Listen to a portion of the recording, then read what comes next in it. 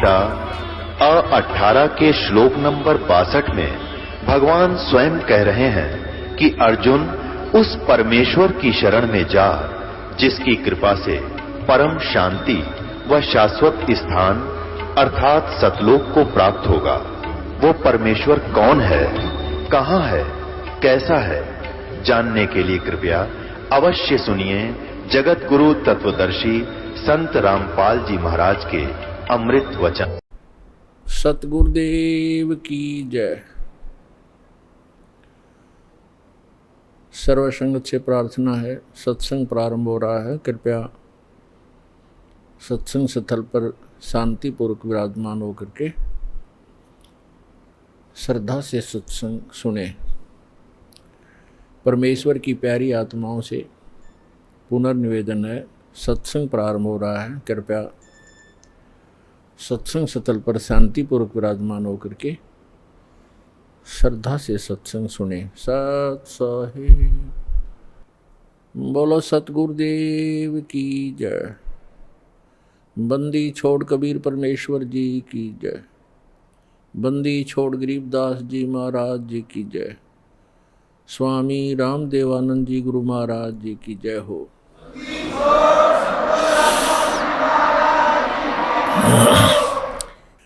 कर जोरूं विनती करूं दोनों चरण पर शीश। गुरु जी राम देवानंद जी महाराज ने दियो नाम बख्शीश। कोटि कोटि सिजदा करूं कोटि कोटि प्रणाम। चरण कमल में राखियो मैं बंदी जाम गुलाम। कुत्ता हूँ गुरुदेव का रामपाल दास का नाम। गले प्रेम की जेवड़ी जाखे चोभा जाऊं। तो करो तो बावड़ो दूर दूर करो तो जाऊं। जो राखो त्यों ही रहूं जो देवो सो खाऊं। परम पिता परमात्मा पूर्ण ब्रह्म सारी सृष्टि के रचनहार कबीर परमेश्वर जी की असीम रजा से आप सभी पुण्यात्माएं सत्संग सुन रहे हैं। मात पिता मिल जाएंगे 184 माही। सतगुरु सेवा और बंदगी ये फेर मिलन की नहीं। हमारे परमपिता कबीर भगवान ने आकर के इस सूती आत्मा को जगाया है जो काल की भांग पीकर नशे में अपना जीवन नाश कर रही थी। उसके लिए परमात्मा ने स्वयं आकर हमें ज्ञान दिया है कि जो आज आप इस परिवार के पोषण में और संपत्ति के संग्रह करने में अपना पूरा मनुष्य जीवन नाश कर जाते हो, मनुष्य जीवन का केवल इतना ही काम नहीं था। ये क्रियाएं जो आप करते हो पशु पक्षी भी यही करते हैं। फिर मानव शरीर के मिलने का उद्देश्य क्या था, आवश्यकता क्या थी, ये परमात्मा स्वयं आकर ज्ञान कराते हैं। और उस ज्ञान को आगे कुछ अज्ञान बना करके काल के दूत काल के संत प्रेरणा तो करते रहते हैं, लेकिन उनके पास समाधान नहीं होता। जिसके पास समाधान नहीं है वो ज्ञान भी व्यर्थ है। जैसे किसी को कोई रोग है, किसी ने बता भी दिया कि आपको अमोक रोग है, औषधि है नहीं और है तो वो डुप्लीकेट है, तो वो ज्ञान भी वो समाधान भी वो दोनों व्यर्थ हैं, यूजलेस हैं। ठीक इसी प्रकार तत्व ज्ञान के अभाव से जो भक्ति भी करते थे, मनुष्य जीवन का उद्देश्य भी जो संत बता दिया करते थे कि इसका आत्म कल्याण ही मनुष्य जीवन का उद्देश्य है, लेकिन उनके पास समाधान नहीं था। तो परमात्मा ने आके समाधान भी बताया है और ये तत्व ज्ञान भी बताया है। क्या बताया है परमात्मा ने?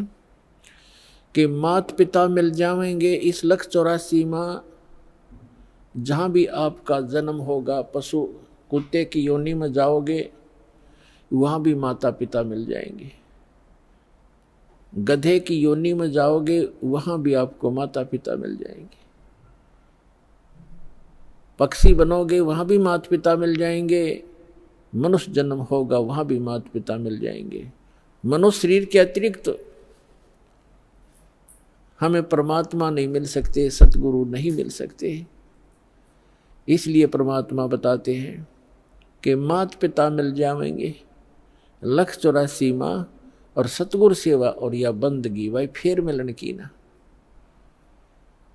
मानुष जन्म पाया कर जो नहीं रट हरि नाम, जैसे कुआ जल बिना फिर बनवाया क्या काम।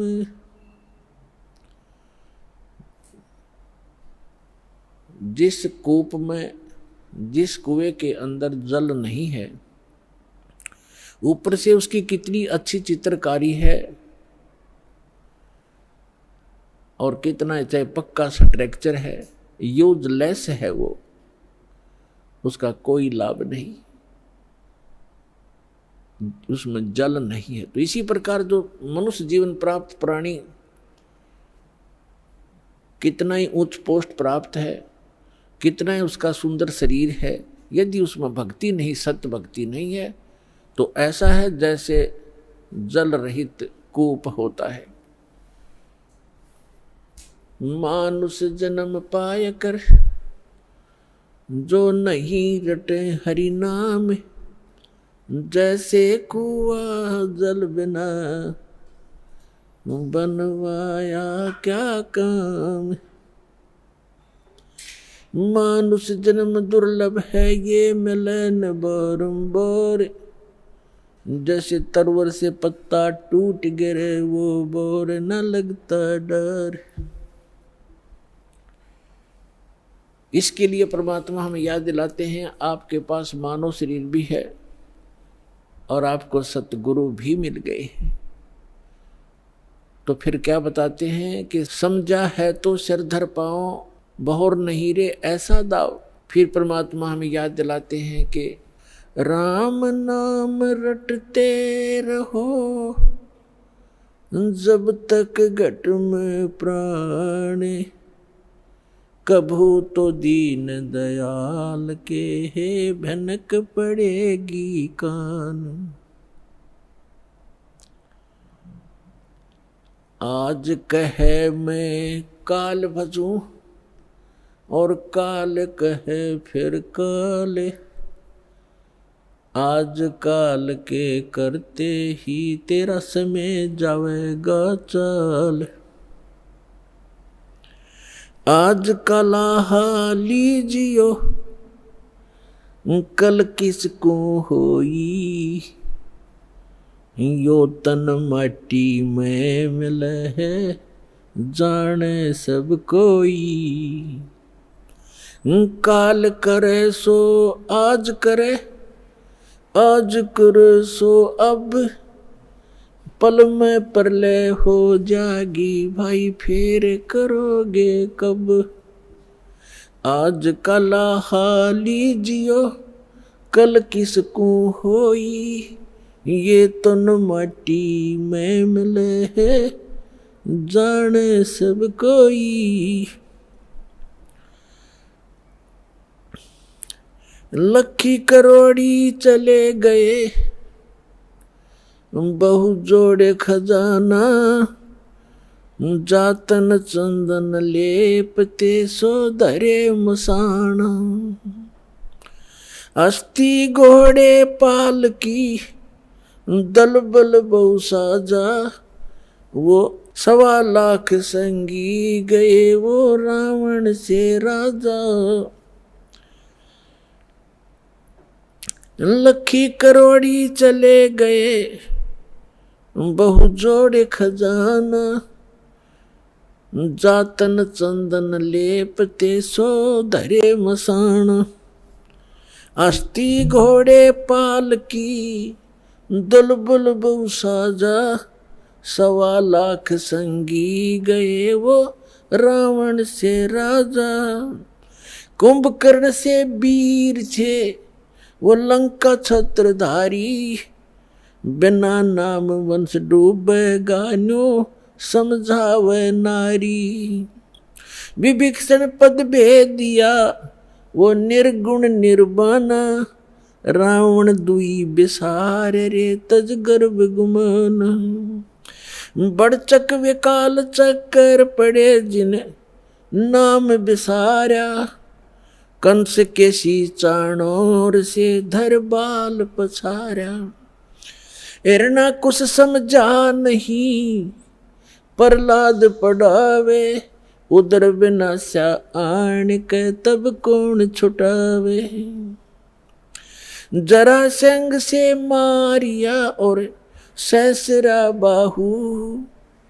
ग्रह से गज छुटाई या निज नाम है साहू। दुशासन पर ले गए वो 71 भाई। दुर्योधन की देह को तन गीद ना खाई। सूक्ष्म रूप धर कर किनी कबीर सहाय। कृष्ण को तो महिमा दीनी है सतबाए।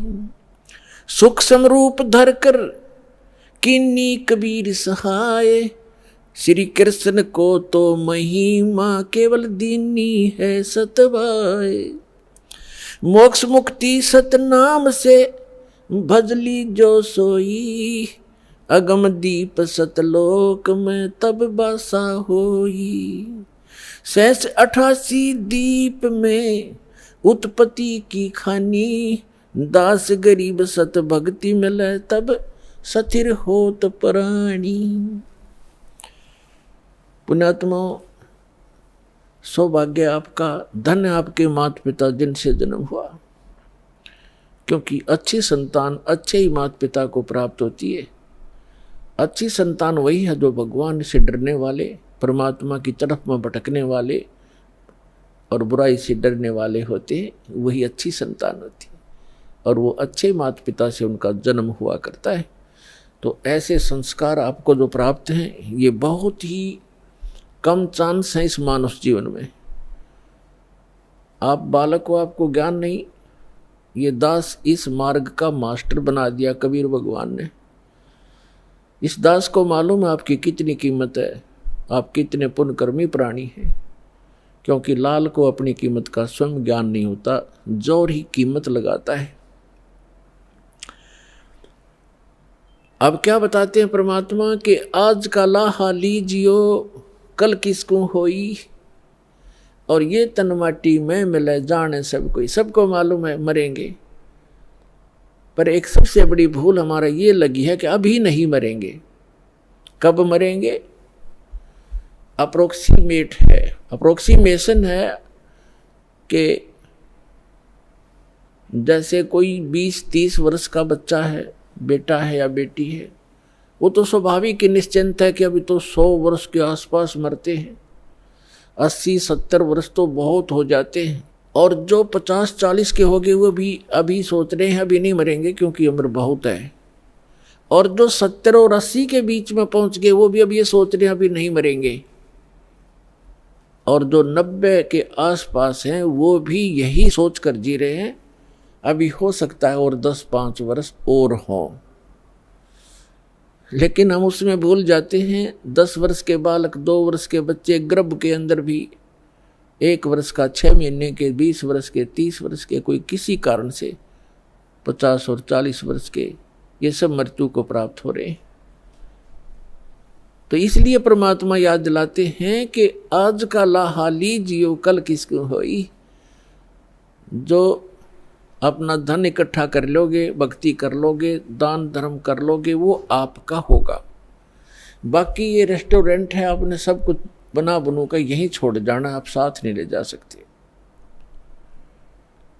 तो क्या ले जाना है हमने? जैसे हम विदेश गए हैं, स्वदेश आना है, तो हम विदेश की करेंसी यहाँ ले भी आएंगे तो वो काम नहीं करेगी, उसको हमने चेंज कराना पड़ेगा।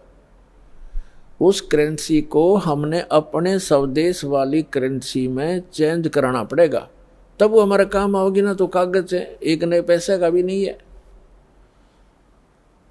इसलिए हम यहाँ विदेश में रह रहे हैं। ये पृथ्वी एक विदेश है, काल का लोक ये विदेश है। पृथ्वी उसका एक शहर समझो, 21 ब्रह्मांड है उसका पूरा राज्य साम्राज्य है। हम सतलोक से यहाँ आ गए हैं, वापस जाने की अब तैयारी कर रहे हैं, तो हम यहाँ की कोई वस्तु नहीं ले जा सकते। इसके लिए हमने करेंसी चेंज करानी पड़ेगी। वो करेंसी कैसे चेंज होएगी? जैसे आप दान करोगे, वो दान फिर पैसा जो है वो दान में बदल जाएगा, और दान से फिर धर्म बनेगा, और धर्म बनकर आपकी किस्मत में लिखा जाएगा। उतना ही अकाउंट आपको उस विदेश में, अपने स्वदेश में मिलेगा। ये आपकी करेंसी चेंज करानी है। तो इसको जितना आप करा पाओगे वो आपका, और जो करेंसी चेंज नहीं करा पाए वो इस काल की यहीं छोड़ के आनी पड़ेगी आपको। इसके लिए क्या बताते हैं? लखी करोड़ी चले गए बहु जोड़ खजाना, और जातन चंदन लेपते सो धरे मसाना। राजा लोग, सेठ लोग, साहूकार होते थे। जितना व्यक्ति धनी हो जाएगा उतना ही वो कृत घनी बन जाता है। ये माया का गुण है। राजा लोग क्या करते थे? सारे शरीर पर, जैसे आजकल तो एसी चल पड़े, कूलर कालर हो गए, राजा लोग क्या करते थे? चंदन को घिसवाते, नौकर चंदन घिसा करते थे, और गर्मियों के दिन में सारे शरीर पर चंदन लगा लिया करते थे, और शीतलता प्राप्त करते थे उससे। चंदन की लकड़ी का बुरादा, चंदन जो है बहुत शीतल होता, ठंडा तासीर होती है। इसी प्रकार सेठ और साहूकार। तो परमात्मा कहते हैं, जातन चंदन लेपते, जिसके शरीर पर चंदन लेपन होता था और भक्ति करी नहीं, बकवाद करके जीवन नाश कर गए, पिछले जन्म के पुण्य कर्मों को पूर्व जन्म की बैटरी से राजा बन गए। जब तक पूर्व जन्म के पुण्य चलते हैं ये राजा राज्य भोगता है, धनी अपना धन का सुख लेता है। और यदि भविष्य की भक्ति ठीक ना बनी, शास्त्र अनुकूल साधना नहीं हुई, चार्जर नहीं लगा, तो पूर्व जन्म की बैटरी जिस दिन डिस्चार्ज होएगी, यानी पूर्व जन्म के पुण्य आपके जिस दिन समाप्त हो जाएंगे, उस दिन अचानक कैर टूटने शुरू हो जाएंगे। जैसे राजा लोगों का इतिहास देख लो आप, पिछला पुराना इतिहास हम पढ़ा करते थे। कोई राजा 5 वर्ष राज्य किया, किसी ने 10 वर्ष किया, किसी ने 12 वर्ष किया। और जब कर्म बिगड़ते ही इंसान के, कोई ना कोई काल प्रेरणा से दूसरा राजा आके उस पर आक्रमण कर देता है, उसकी नींद हराम हो जाती है, मारा जाता है, लुट जाता है, बच जाता, जंगलों में धक्के खाता है, तो अब बैटरी उसकी समाप्त होगी। और मृत्यु के उपरांत राजा गधे की योनि में जाता है। तो यहाँ परमात्मा कहते हैं, अगम निगम को खोज ले, बुद्धि विवेक विचार, उदय अस्त का राज मिले, तो बिन नाम बेगार। कितना सटीक उदाहरण दिया है परमात्मा ने कि जरा सा बुद्धि से काम ले मानव, अगम निगम को खोज ले, अपने भविष्य को विचार कर,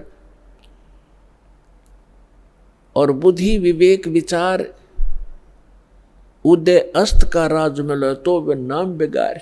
यदि पृथ्वी पति बन जावे, उदय यानी जहाँ से सूर्य उदय होता है और अस्त होता है, अर्थात पूरी पृथ्वी पर जिसका शासन हो, उसको उदय अस्त का राजा कहते हैं। उदय अस्त का राज्य मिले, तो बिन नाम बेगार। अब बेगार तो अब शायद किसी बच्चों को ना याद हो, डिफाइन करना पड़ेगा उसको। पहले सन 60 के बाद 66-67 में 68 के अंदर हरियाणा में प्रांत अलग हो गया था, इसमें इतना विकास नहीं था, सड़कें बन गई। फिर ये 3 व्हीलर चला करते थे पेट्रोल के, ये बड़े बड़े जिनको 3 पहियों वाले 3 व्हीलर के बड़े वाले, और वो गांव से शहर में जाया करते थे। हमारे गांव से 2 3 व्हीलर चला करते थे। एक दिन नहीं आया तो दूसरे ने पूछा कि कल क्या बात होगी, कुशल तो है, आए नहीं। तो उसने कहा कि कल मैं बेगार में फंस गया था। बेगार क्या होती थी, पहले पुलिस वालों के पास ये अपने सरकारी व्हीकल नहीं होते थे, जीप वगैरह, ये ऐसे ही किसी की जीप पकड़ लेते, एक दिन किसी का 3 व्हीलर पकड़ लेते, कोई 4 व्हीलर ज़बरदस्ती ले लेते, और उसको सारा दिन अपना जो भी उनके काम होते 10-5 गांवों में, कितना रेड मारनी होती, कितना शराब पकड़नी होती, कोई चोर पकड़ना होता या क्रिमिनल आदमी पकड़ने होते, तो उनको ले जाते थे। वो पेट्रोल भी अपने पल्ले से डाला करता व्हीकल वाला, और सारा दिन उसका पहिया नहीं टेकने देते। आम व्यक्ति को तो ऐसे लगे जैसे बड़ी स्पीड से जा रहा है, कोई अच्छी कमाई कर रहा होगा वो 3 व्हीलर वाला, और वो फंस रहा था बेगार में। तो वो बता रहा था कि कल मैं 200 रुपये अपने घर से लगा कर आया हूँ, यानी उस समय के 200 रुपये आज के 20,000 भी मेरे ख्याल में कम होंगे। कह रहा था 200 रुपये का पेट्रोल अपने पल्ले से लगाया, सारे सुबह ले गए मुझे पकड़कर 6 बजे, रात के 11-12 बजे छोड़ा मुझे। 200 रुपये का तेल लग गया और पल्ले से रोटी खानी थी। तो कल मैं बेगार में फंस गया। अब क्या था कि सारा दिन वो चलता तो खूब दिखाई दिया, पहिया टेका नहीं, बहुत स्पीड, इधर चल उधर चल, और इनकम 1 नए पैसे की नहीं थी, खर्चा सारा का सारा था। इसको कहते हैं बेगार। तो जो राजा लोग या सेठ या अन्य कोई भी व्यक्ति समझो, अब जब राजा को ही इसलिए लिया जाता है, बाकी अन्य नागरिक तो अपने आप अपने औकात से परिचित हो जाते हैं। जब राजा भी जो भक्ति नहीं करता, वो भी बिगाड़ कर रहा है, तो आम व्यक्ति भी उससे अपनी तुलना कर सकता है कि जो भक्ति नहीं करता और केवल माया जोड़न में लाग रहा है, तो वो राजा पूर्व जन्म की जो पुण्य कर्मों की कमाई थी, उसके आधार से, उस पूंजी से उसके खूब ठाठ बाट दिखाई देते हैं, जय जयकार हो रही है, जहाँ जाते हैं माला डालने वाले और जयकार करने वाले हैं, बैंड बाजा बजाने वाले खूब हैं उसके आगे पीछे। और वो भोली आत्मा अपने पूर्व जन्म की वो बैटरी को, अपने पूर्व जन्म की कमाई को समाप्त कर रहा है, आगे चार्जर है नहीं, यानी भविष्य की भक्ति वो कर नहीं रहा। तो वो राजा बेगार कर रहा है, बेगार अपनी पूंजी को नाश कर रहा है और पल की चैन नहीं। तो यहां गरीबदास साहिब जी परमात्मा से प्राप्त ज्ञान के आधार से कहते हैं, अगम निगम को खोज ले, बुद्धि विवेक विचार, उदय अस्त का राज मिले, तो बिन नाम बेगार। है पुण्यात्माओं, कलेजा हिल जाए इंसान का, जरा सा सोधी में हो, जरा सा भी विवेक रखता हो। हमारी बुद्धि पर पत्थर पड़ चुके हैं। हम पूर्ण रूप से कितने विद्वान पाक रहे हो, चाहे इंजीनियर बन गए हैं, चाहे हम डॉक्टर बन गए और चाहे प्रधानमंत्री बन गए, हम भक्ति मार्ग में शून्य है, अध्यात्म मार्ग हमारा शून्य है। और किसी की पूर्व जन्म की प्रेरणा से वो की ट्राई भी कर रहा है, तो वो केवल डले ढो रहा है शास्त्र विरुद्ध साधना करके। तो सौभाग्य आपका, आपको ये ज्ञान सुनने को मिला। धन्यवाद करा करो उस परम पिता भगवान कबीर साहिब का कि ये ज्ञान आप तक पहुंच चुका है। इस दास को पता है, या मेरे साथ जब से लगे हैं आपके भाई बहन, कितना संघर्ष करके आप तक ये ज्ञान पहुंचाया। न ये काल के दूत, ये दुष्ट लोग इस ज्ञान को ऊपर नहीं आने दे रहे थे। 600 वर्ष पहले परमात्मा आकर चले गए, क्योंकि अशिक्षित थे हमारे पूर्वज। और इन दुष्ट लोगों ने हमारे तक वो परमात्मा का ज्ञान नहीं आने दिया। ये कह करके कबीर तो अशिक्षित है, ये ब्रह्मा विष्णु महेश की निंदा करता है, ये देवताओं की निंदा करता है, इसको मारो पत्थर, इसको भगा दो। और जब से इस दास पर दया हुई परमात्मा की, या दास की नींद खुली और ये तत्व ज्ञान हुआ, उसी दिन से बेचैनी बन गई। जिसको समझाऊं उल्टा पड़े। कबीर साहब कहते हैं, साच कहूं जग मारन आवे और झूठ कही ना जाइयो, और साच न पूरा पावते झूठों जगपति आइयो। तो पुण्यात्मा, सन 1994 में परम पूज्य मेरे गुरुदेव जी ने नाम देने का आदेश दिया था। उस दिन से आज तक ये दास जानता है कि कितने संघर्ष करके आप तक परमात्मा का यू ज्ञान पहुंचा पाया हूं। इन दुष्ट लोगों ने इतने बाधाएं की, जेल तक भेज दिया, झूठे केस बनाकर, झूठी अफवाहें फैलाकर, रामपाल गुंडा है, भुंडा है। इन्होंने बताया 1 नंबर का आदमी है और सारे विश्व के कल्याण के लिए प्रयत्नशील है।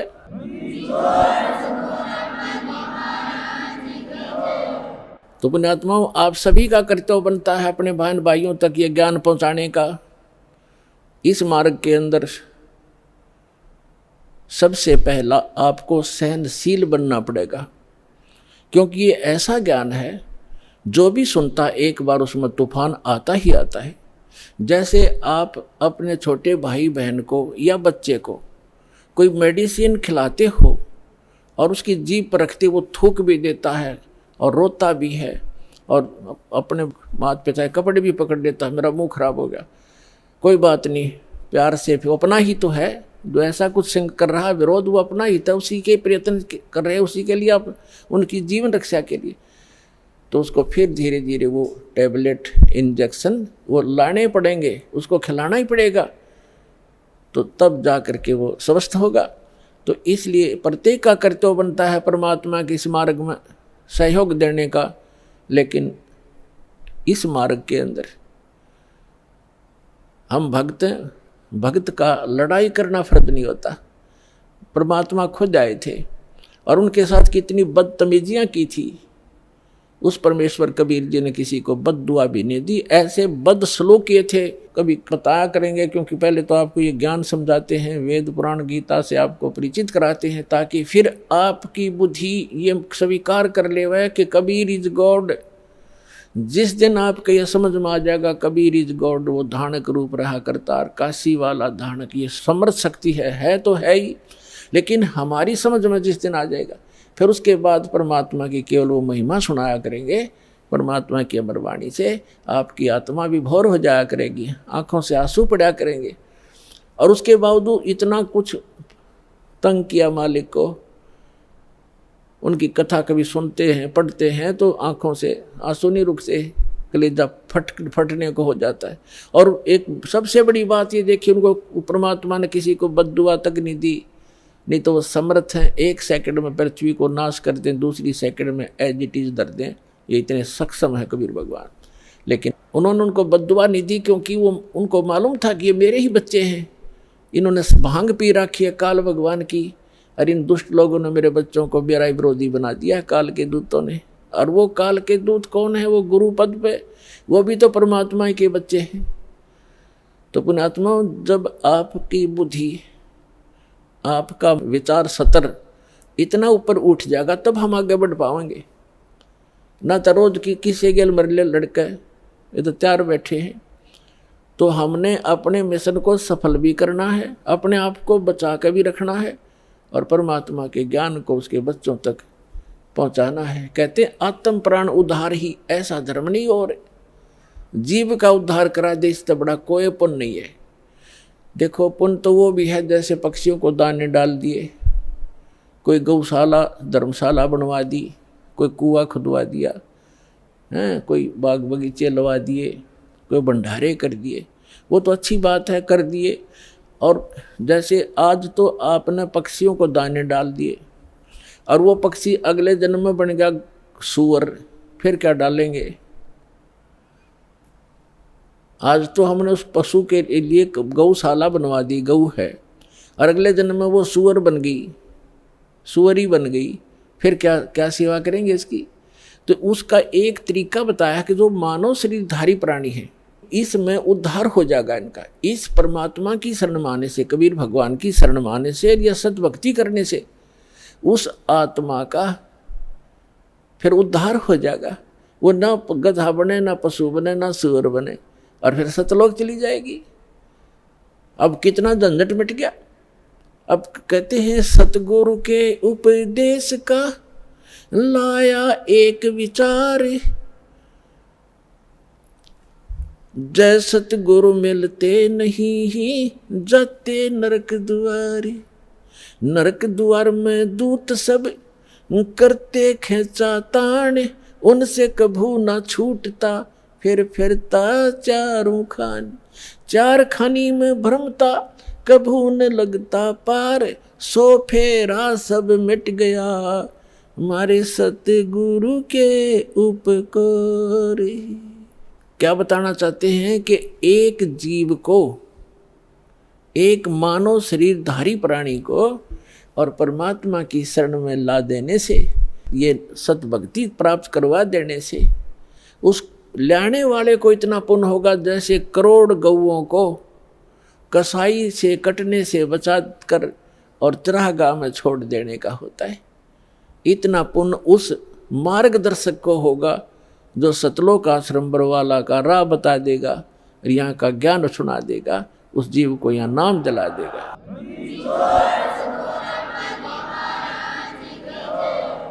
तो फिर उसके बाद कहते हैं उस भक्त का सारा बाईपास निकल गया, सतगुरु मिल गए, सतगुरु की उपदेश का लाया एक विचार, और जय सतगुरु मिलते नहीं हम जाते नरक द्वार। नरक द्वार में दूत सब फिर करते खेचा तान, उनसे कभू ना छूटता फिर फिरता चारों खान। चार खानी में भ्रमता और कभू न लगता पार, और सो फेरा सब मिट गया मेरे सतगुरु के उपकार। ओए अब ना वो पशु बने, ना पक्षी बने, और ना कोई और नरक में जावे। तो कितना बाईपास निकाल दिया परमात्मा की कृपा से, उस सच्चे नाम से वो कितना बाईपास निकल गया। तो इस प्रकार कहते हैं आत्म प्राण उद्धार ही, ऐसा धर्म नहीं और इससे बड़ा कोई पुण्य नहीं प्राणी को। पुण्य तो और भी है, लेकिन अगर आप परोपकार करना चाहते हैं, आपके दिल में दया है प्राणियों के प्रति, तो मानव शरीरधारी प्राणी को मनुष्य जीवन प्राप्त करवा दे। बुरा वो भी नहीं है जैसे एक पक्षी है, अपने घर पर दाने डाल दो, कुत्ता आता है रोटी डाल दो, अपने ही घर पर डालो, कहीं विशेष स्थानों पर मत भटको, ये व्यर्थ है। और अतिथि आता उसको भोजन करवा दो, कोई भी मांगने वाला आता उसको पैसा मत दो। कई भक्त कहते हैं ये तो फिर हमारे दिल में दया खत्म हो जाएगी यदि हम भिखारी को पैसा नहीं देंगे। परमात्मा कहते हैं दया का प्रयोग भी विधिवत करने से ही लाभ होगा, अन्यथा वो आपका भी भक्ति नाशक और दूसरे का भी हानिकारक, दूसरे को भी हानि कर देगा। जैसे एक धनी व्यक्ति ने दया भाव से एक भिखारी को 100 रुपये दे दिए। अब वो भिखारी पहले प्रतिदिन 1 पौवा पिया करता और घर में पी कर शराब तो झगड़ा ही करवाती है और कौन सा रामायण बाँचेगा वो। तो उस दिन उसने आधा पिया, आधा बोतल शराब पी गया, घर जाकर लड़ाई कर दी, घरवाली और बच्चे खूब पीट दिए। वह उसकी पत्नी लेकर बच्चों को कुएं में गिर गई, सारे मर गए। अब उसके दान करने वाले दयालु ने उस भिखारी का कुणबा गानी करवा दी। तो ये दया भी खराब है, ऐसी दया नहीं करनी चाहिए। भिखारी को रोटी खिला दे, अगर भिखारी रोटी खा ले भाई, कपड़ा नहीं है तो कपड़ा सिलवा दे उसको, बिना सिलाया नहीं दो जाते बेचेगा और गुटी लाओगा। एक भगत कह रहा था कि एक दिन मैं पार्क में घूमने चला गया और वहाँ 2 बाबा जी बैठे, नकली 2 या 3 जैसे थे वह। तो वो मांग मूंग के लाए, इकट्ठे पैसे करा करते शाम ने। उस दिन उनके पास सारा कुल मिलाकर 20 से 25 रुपये बने। तो वो कहने लगे भाई इसमें तो कुछ भी ना आवे, एक का भी काम ना चले शराब पीने का। तो उन्होंने बोला भाई ठीक है तुम टाल कर दो, मैं अकेला पी लूँगा। वो लेकर एक बाज गया 25 रुपया ने। उसने अकेले ने काम चलाया उस दिन, तुम्हारे लिए कल दे दूंगा फिर मैं इकट्ठे करके। तो बता, इन इसे दूसरों को दान करके तुम अपना पुण्य चाहते हो, अपना कल्याण चाहते हो? तो दान भी कहते हैं गुरु बिन माला फेरते, गुरु बिन देते दान, गुरु बिन दोनों निष्फल हैं, चाहे पूछो वेद पुराण। तो गुरु के अतिरिक्त दिया हुआ आपका दान भी व्यर्थ ही रहेगा। अगम निगम को खोज ले, बुद्धि विवेक विचार, उदय अस्त का राज मिले तो वे नाम बेगार। परमात्मा ने आपके ऊपर मेहर की है पुण्यात्माओं। मनुष्य शरीर ऐसे समय में अब परमात्मा ने बैन उठा रखा है कि जो भी सतनाम को और इस हारनाम को प्राप्त कर लेगा, आजीवन मर्यादा में रहेगा, गुरु वचन पर चलेगा, वो सभी सतलोक चले जाएंगे, जहाँ जाने के बाद साधक फिर लौटकर कभी संसार में नहीं आते। तो उसके लिए बताया है कि सतगुरु मिलना चाहिए, पूरा संत हो, सत भक्ति शास्त्र अनुकूल हो, और भक्त भी कति डट के भक्ति करे, बुराई छोड़ दे। बीड़ी शराब मांस तमाकू आन उपासना रिश्वतखोरी चोरी जारी, ये सब बुराई है, इस भक्ति मार्ग में बाधक है। इनको त्याग कर ही हम परमात्मा प्राप्ति कर सकते हैं, मनुष्य जीवन को सफल कर सकते हैं। अब प्रसंग चल रहा है कि कल करे सो आज करो, आज करे सो अब, और पल में प्रलय हो जाएगी, भाई फिर करोगे कब।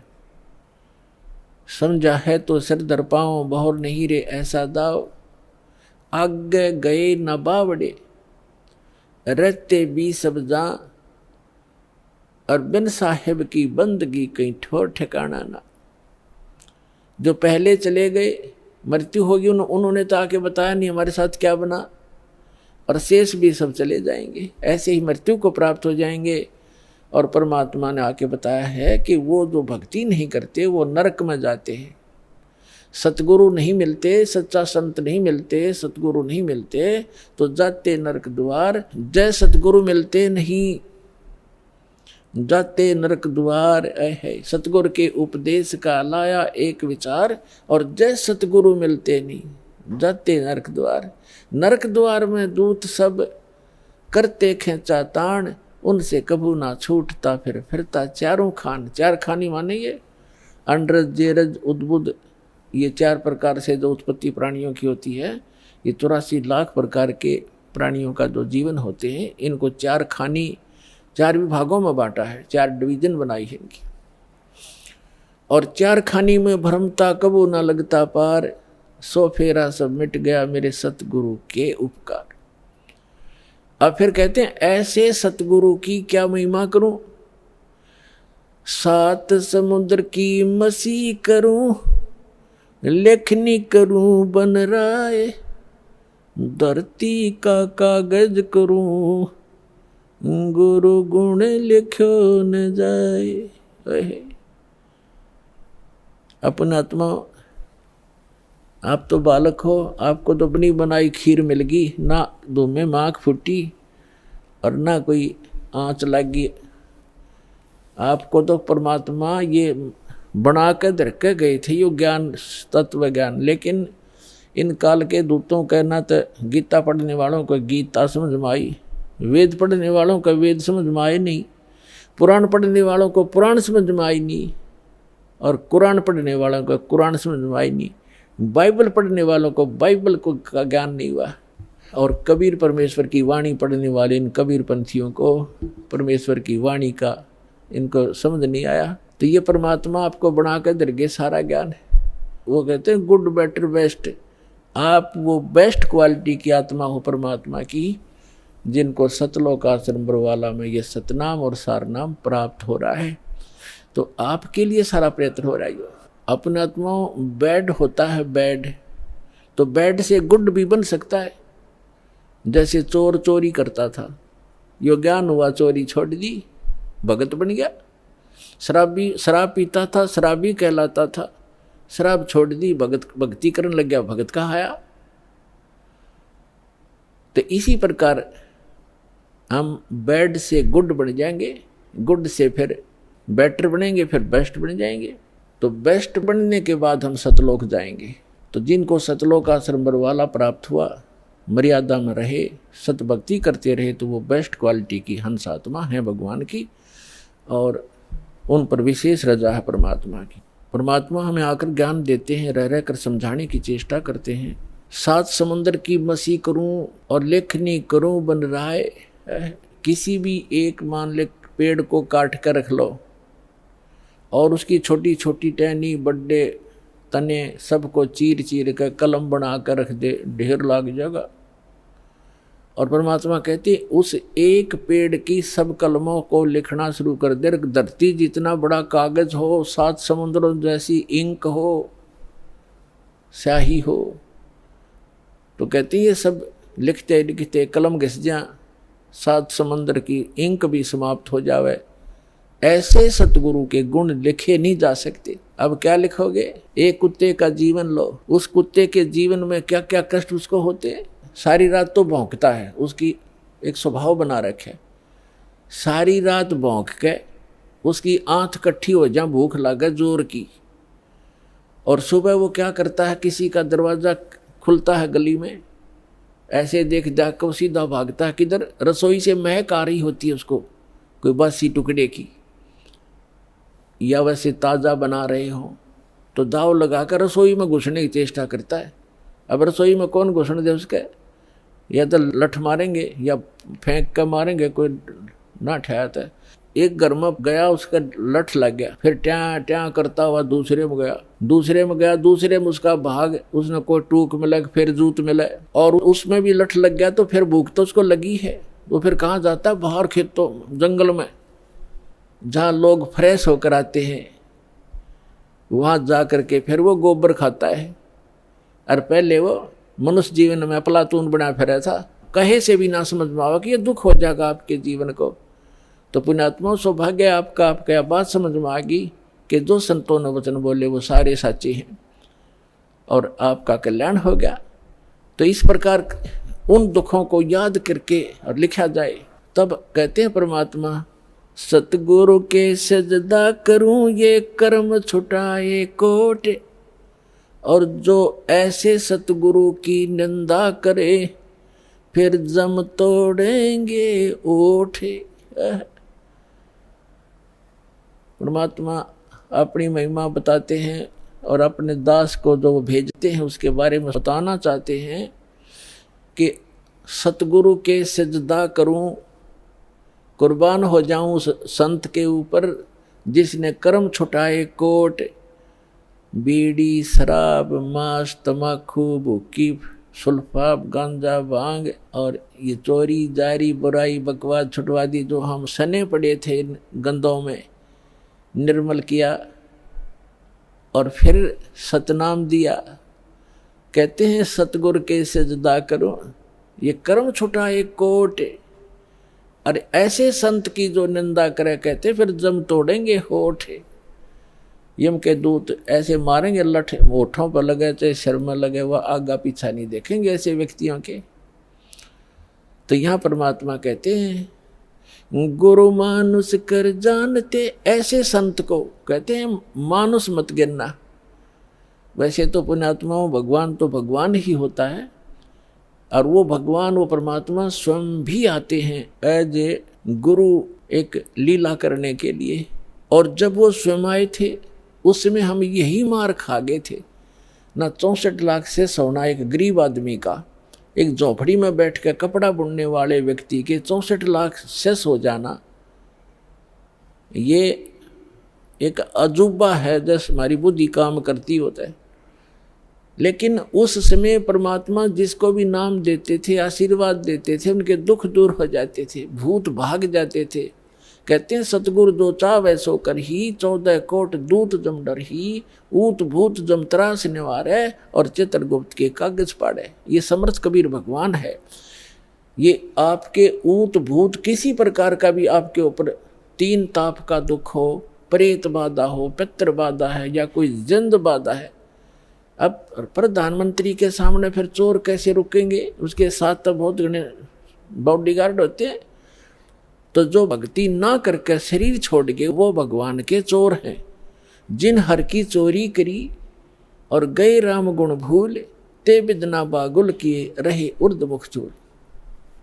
तो ये परमात्मा ऊत भूत जमत्रास निवार है। यम के दूत भी निकट नहीं आ सकते। कहते सतगुर सरना आए के। और धर्मराज डर कैसा? धर्मराज कहते ये नौकर हैं यम के दूत जो आकर सताते हैं। चाहे प्रधानमंत्री हो, मृत्यु के बाद बक्कल तार देंगे, पकड़ के ले जाएंगे, टीटवी गले से पकड़ लेते हैं, बाजू पकड़ लेते हैं, घसीट कर ले जाते हैं। जिसके पास भक्ति धन नहीं उससे यम के दूत नहीं डरते।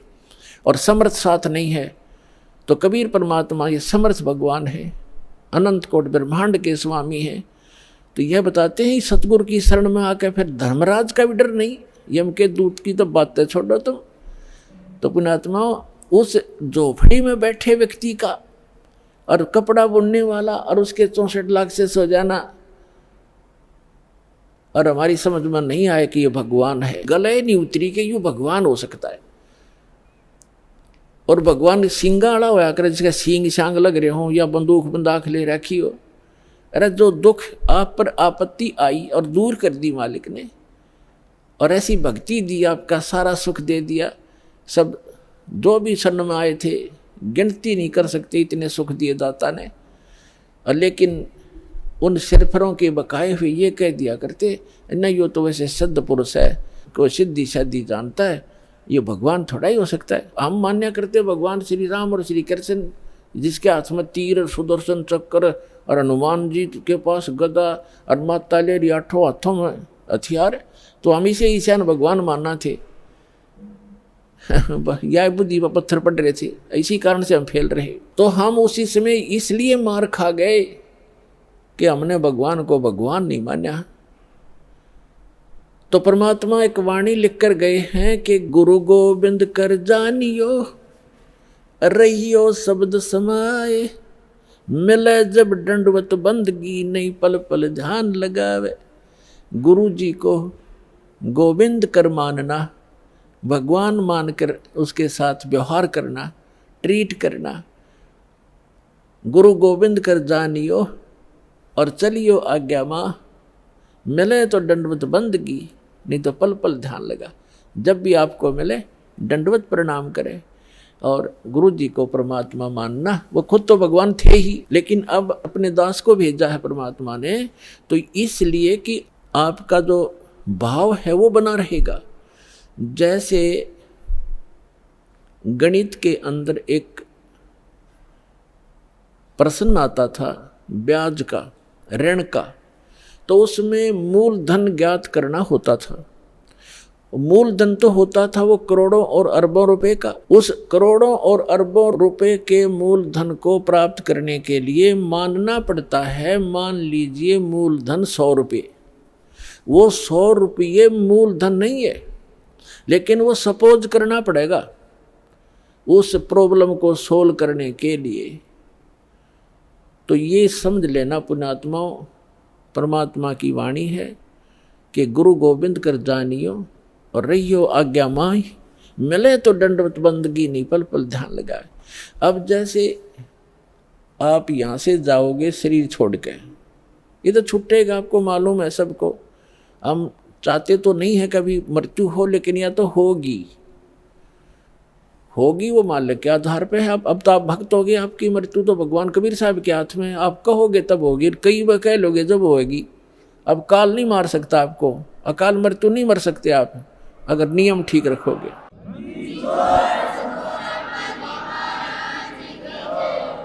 तो ये तो हमने यहाँ से जाना पड़ेगा। जब आप यहाँ शरीर छोड़कर जाओगे तो ऊपर जाकर के जहाँ भी आप देखोगे ये दास के रूप में वो कबीर परमेश्वर आपको खड़े दिखाई देंगे। और जो काल के दूत यहाँ संत आए हैं उनका रूप होगा, लेकिन काल उनके संत के रूप में खड़े दिखेंगे। तो वहाँ जिस गुरु की वो शरण में है तो वहाँ जाकर अपने गुरु जी के पास ही जाते हैं। वो तो सीधे के अपने वो खड़े गुरु जी, तो अब उसके शेष सारे उस गुरु के पास, उसके शेष उस दूसरे गुरु के पास। तो वहाँ काल भी आता है जो उसने संत भेज रखा है इन जीवों का नाश करने के लिए, और परमात्मा आता है स्वयं जिसने अपना संत भेज रखा है जीवों का विकास करने के लिए। तो इस दास के रूप में आपको वहाँ परमात्मा मिलेंगे। आपको एक और हिदायत दी जाती है कि जब आप गुरु जी के पास जाते हो, प्रणाम करते हो, तो उसमें एक अभ्यास बनाओ कि सतनाम का सुमरण अवश्य करें। प्रथम नाम मिला है तो प्रथम का अवश्य करें। जैसे प्रणाम करते करते भी आप एक सांस का सेवन आसानी से कर सकते हो। और उससे क्या होगा, जैसे यहाँ तो आपका अभ्यास बना रहेगा, भक्ति तो करनी है, तो उससे क्या होगा, जैसे आप वहाँ जाओगे, एक तिरकुटी, एक इंटरनेशनल एयरपोर्ट समझ लो तिरकुटी, जब वहाँ पहुँचोगे तो वहाँ आपको परमात्मा मिलेंगे इस दास के रूप में। और वहाँ काल भी धोखा देने के लिए इस दास का रूप बना सकता है। तो उसमें आप जी ने सिमरण करना है सतनाम का, क्योंकि वहाँ जाएगा वो तो सतनाम ही होगा आपके पास, सारनाम तो होगा ही होगा, सतनाम भी होगा। तो सतनाम का और सारनाम का जाप करना है। तो सतनाम का जाप करने मात्र से, और प्रथम मंत्र भी अगर प्राप्त है, इसमें प्रथम और लास्ट 2 मंत्र हैं इस 7 मंत्रों में, तो ये दोनों मंत्र भी गजब के मंत्र हैं। इनका भी जाप करने से क्या होगा, यदि सामने काल परमात्मा की बजाय स्वयं आकर के दास का रूप बनाकर खड़ा हो जाएगा, इस सिमरण से उसका तुरंत चेहरा बदल जाएगा, उसके ऊपर का आवरण हट जाएगा, उसकी वास्तविकता वो भूंडी शकल दिखाई देगी। फिर आप अपने आप दूर हो जाओगे, फिर इधर उधर देखोगे। अब थोड़ा सा एक प्रश्न सुनाते हैं आपको, क्योंकि सत्संग के अंदर बहुत से हिदायत देनी पड़ती है। तो ये सुमन करने से भी अगर शकल नहीं बदलती है तो आपके ओरिजिनल गुरुजी और ओरिजिनल गॉड है। एक समय एक चंद्र विजय नाम का राजा था, उसकी इंद्रमती नाम की एक रानी थी, और वो बहुत भक्तनी थी भगवान की। पिछले जन्म से, पिछले पुण्य से ही अच्छी आत्माएं राजा बनती हैं, रानी बनती हैं, और इतना सुख होकर के भी जो परमात्मा की तरफ में भगवान की भक्ति में लगे होते हैं वो पुण्यात्मा विशेष होती हैं। वो माई जो है उसने एक गुरु बना रखा था। उस गुरु जी ने बता रखा था कि भगवान विष्णु, भगवान शिव की भक्ति करनी चाहिए, श्री राम की भक्ति करनी चाहिए, 68 तीर्थों पे जाना चाहिए, 68 तीर्थ करना चाहिए, एकादशी का व्रत रखना चाहिए। अब जैसे एक नियम है, कहते हैं धन चाहे तो दान कर और मोक्ष चाहे भज राम। तो हमने यहाँ इस काल के लोक में रहना है तो धन भी चाहिएगा और राम भी प्राप्त करना है, तो हमने दान भी करना है और सच्चा नाम भी जपना है। अब उसके गुरुजी ने बता रखा था कि बेटी पिछले जन्म में तेने बहुत पुण्य कर रखे हैं, घने धर्म कर रखा है, जिस कारण से तू रानी बन गई। आगे ऐसी ही अच्छा जीवन प्राप्ति के लिए आप साधु संतों को भोजन करा कर बेटा, वैसे तो आए अतिथि को भी भोजन करा दे, उसका भी पुण्य है, लेकिन भगत संत को भोजन कराने का न्यारा फल मिलता है। जैसे आपके पास पशु हैं, भैंस या गाय, एक भैंस या गाय है जो दूध देती है, और अन्य भी पशु हैं जो अभी दूध नहीं दे रहे, वो भी अपने पालने ही पड़ते। अब एक तो उस दूध ना दे रहे पशु को जो चारा दिया जाता है, आहार खिलाया जाता है, वो भी हमारा कर्तव्य बनता है। लेकिन जो दूध वाले को जो चारा चराया जाता है, बिनौले खल आदि हम डालते हैं, तो वो तुरंत लाभ दे देता है। सुबह अच्छा भोजन कराओगे, चारा चराओगे, तो शाम में दूध घड़ा पाओगे उसके। तो इस प्रकार संत और भक्त होते हैं दूध वाले, और अन्य जो अतिथि आते हैं जो भक्त नहीं, भक्त है तो अच्छी बात है ना, तो वो भी एक कर्तव्य जानकर हमने उनको भी अवश्य भोजन कराना चाहिए। और आदर सत्कार, आतिथ्य सत्कार से कराना चाहिए, लेकिन साधु संतों का भोजन कराया हुआ अत्यधिक लाभ देता है। अब साधु संत भक्त भले ही वो शास्त्र विरुद्ध साधना कर रहे हैं, लेकिन पूर्व जन्म के वो पुण्यकर्मी प्राणी हैं, वही भटक रहे होते हैं। कोई लाल पीले कपड़े पहनता है, कोई दाढ़ी बढ़ा लेता है, कोई मूंड मुंडा लेता है, कोई तिलक लगाता है, जैसा भी उसको मार्गदर्शक मिल गया, क्योंकि उसको परमात्मा चाहिए, चाहे किसी भी भेख बनाने से मिल जाए, वो परमात्मा की तरफ तड़प रहा है। ऐसे कोई व्यक्ति को भोजन कराने से विशेष लाभ होता है, क्योंकि अब तो साधना ठीक है नहीं, लेकिन पूर्व जन्म की कमाई उसकी है, और वो भक्त भगवान का विशेष प्यारा होता है। चाहे आज वो किसी की पूजा कर रहा है, लेकिन वो भगवान कबीर साहब का ही बच्चा है। तो इसलिए ये एक नियम है। इस नियम के आधार से उस संत ने अपनी शिष्या इंद्रमती से कहा था कि बेटा, साधु संतों को भोजन कराने से अगले जन्म में भी तू रानी बन जाएगी। अब इनको ज्ञान इतना ही था कि रानी बन जा, रानी कितनी बार बनेगी, फिर गद्दी भी तो बनेगी। वह एक दिन वो समस्या इनका समझ में नहीं आ रही थी, अकिया भी पड़े गले में। ठीक है, जितना उनको ज्ञान था उस रानी को ज्ञान उसने दे रखा था। अब वो अपने गुरु जी के बताए मार्ग पर कति दृढ़ थी। अब क्योंकि वो ऐसी पुण्यात्माएं कबीर साहब के बच्चे हैं, परमात्मा कहते हैं दो जन मेरी शरण है, ताका हूं मैं दास और गेल गेल लाग गया फिरूं, साथ साथ फिरता रहता हूं जब तक धरती आकाश। आपको बहुत बार बताया, क्योंकि ये दातंग मार्ग है पुण्यात्माओं। आपने केवल कथाएं सुनी हैं, ये राम कृष्ण की, सुदामा और कृष्ण की, बेलनी और राम की, राम रावण की लड़ाई, महाभारत का युद्ध, ये भी एक इतिहास है, लेकिन ये अध्यात्म मार्ग नहीं था। अब ये है संपूर्ण अध्यात्म मार्ग ज्ञान, इसको बहुत प्रकार से समझाना पड़ता है। अब रानी ने जो भी गुरुजी ने बताया था उस पर दृढ़ होगी, और उसने ये सोचा कि भी साधु संतों को भोजन कराना अनिवार्य है। उसने एक अपना नियम बना लिया कि मुझे भूल ना पड़े, मैं प्रतिदिन संतों को, जितने भी आसपास संत हैं, 2, 4, 10, कम से कम एक को तो भोजन करा कर ही मैं प्रतिदिन आहार किया करूंगी। तो उसने अपने नौकरों से बोल दिया कि आसपास जो भी जंगल में कोई साधु संत हो, उनको प्रार्थना करके आओ कि डेली यहाँ भोजन करके जावें, और जो यहाँ नहीं आ सकते उनको वहाँ पहुँचा कर आओ। अपने हाथों रोटी बनाती रानी होकर, चाहे 10 संत आते, चाहे 5 आते, चाहे 20 आते। तो ये सिलसिला शुरू था। एक बार क्या हुआ कि कुंभ के मेले का कोई ऐसा संस्कार हो गया। कुंभ के मेले पर हरिद्वार में चले गए सभी साधु संत पर भी लेने के लिए, और पैदल आना जाना होता था, तो 10-15 दिन का प्रोग्राम उनका बनता ही बनता था। कोई भी संत उस क्षेत्र में रहा नहीं। अब रानी को पता चला कि साधु आए नहीं, पता करके आओ। पता करके आए, साधु नहीं थे, कोई है नहीं, सब चले गए, सबकी झोपड़ी खाली पड़ी है।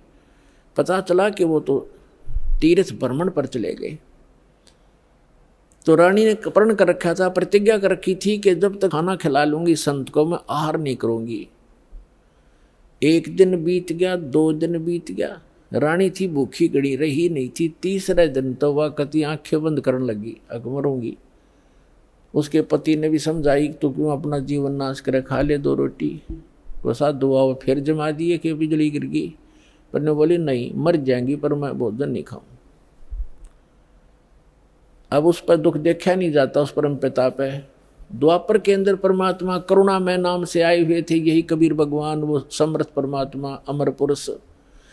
चारों युग में आते हैं परमात्मा। कहते हैं सतयुग में सत सुकृत कह टेरा, त्रेता नाम मुनिंद्र मेरा, द्वापर में करुणा में कहाया, और कलियुग नाम कबीर धराया। चारों युग में आया हूं मैं, परमात्मा कहा करते। तो द्वापर में वो करुणा में नाम से आए हुए थे।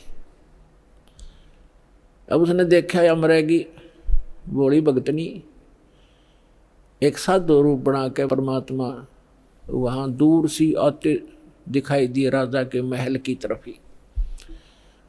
रानी ने कहा अपनी नौकरानी से कि बांदी है दासी, यदि तू अपनी रानी का जीवन चाहती है तो देख ले कोई साधु संत तुझे दिखाई दे जा, नहीं तो आज शाम तक तेरी रानी प्राण छोड़ देगी।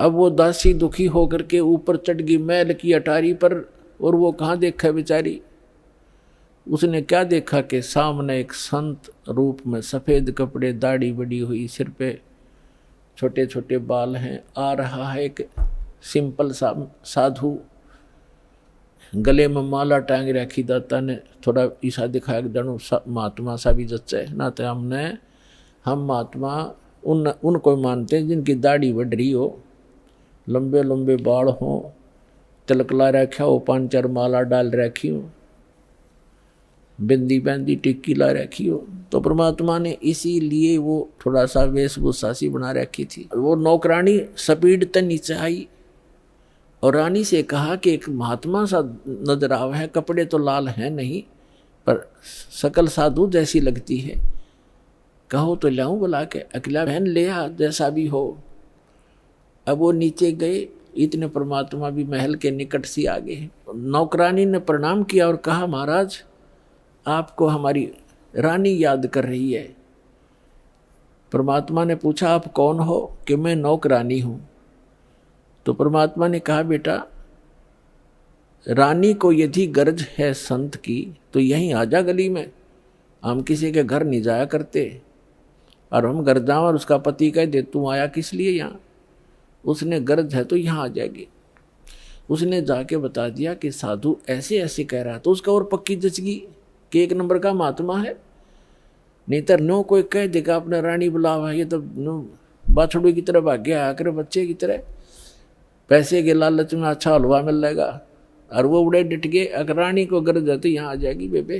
रानी ने कहा मेरा पकड़ हाथ, मुझे सहारा दे, नौकरानी ले चल, मुझे ऐसे महापुरुष के दर्शन करा दे, मर जाऊंगी तो भी अच्छा ऐसे संत के दर्शन करके। ऐसा दर्द आदमी आज पहली बार सुन रहा हूं। तो रानी को ये कहने वाला कि यहाँ आ जाएगी जब गरज पड़े तो, क्योंकि पिछले संस्कार से ऐसे भाव उत्पन्न हुआ करते हैं साधु भक्तों में। तो रानी ने जाकर देखा वो मालिक का चेहरा, विश्व में सबसे न्यारे सुंदर थे कबीर भगवान, जितनी बार भी आए हैं वह, और चरणों में मत्था टेका और कहा महाराज आप भोजन कीजिए, आहार कीजिए।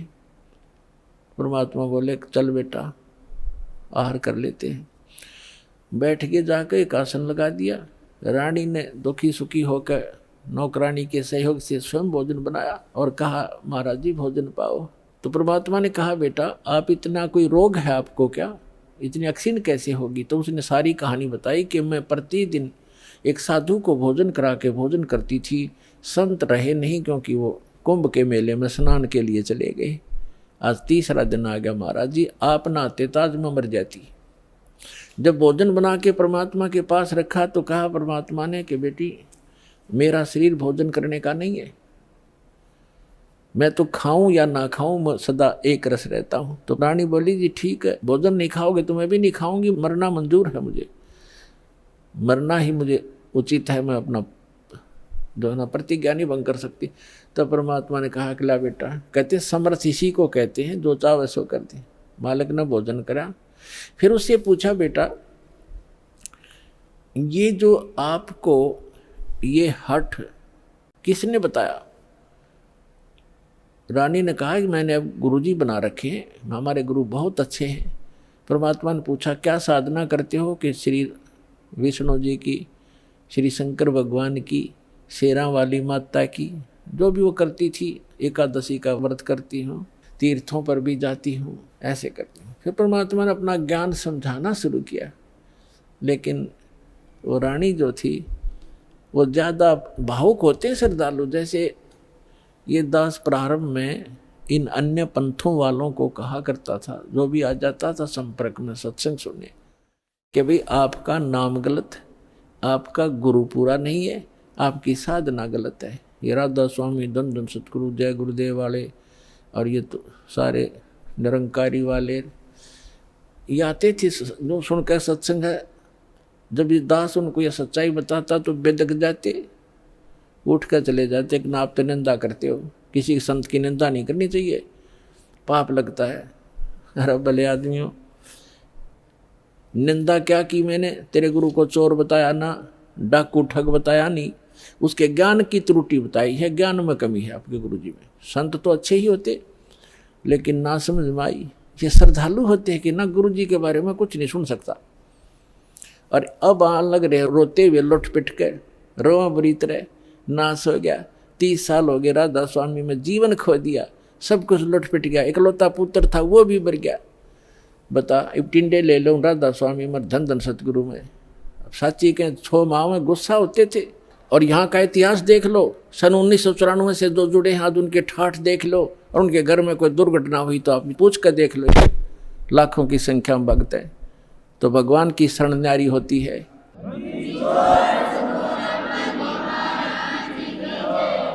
एक भगत से उसके सुख पूछने लग जाना, आपका दिमाग फेल हो जाएगा और उसके मुंह का थूक सूख जाएगा, गुण भगवान के बताने से बंद नहीं होगा आपको, जिसने 5-4 वर्ष से भी नाम ले रखा है।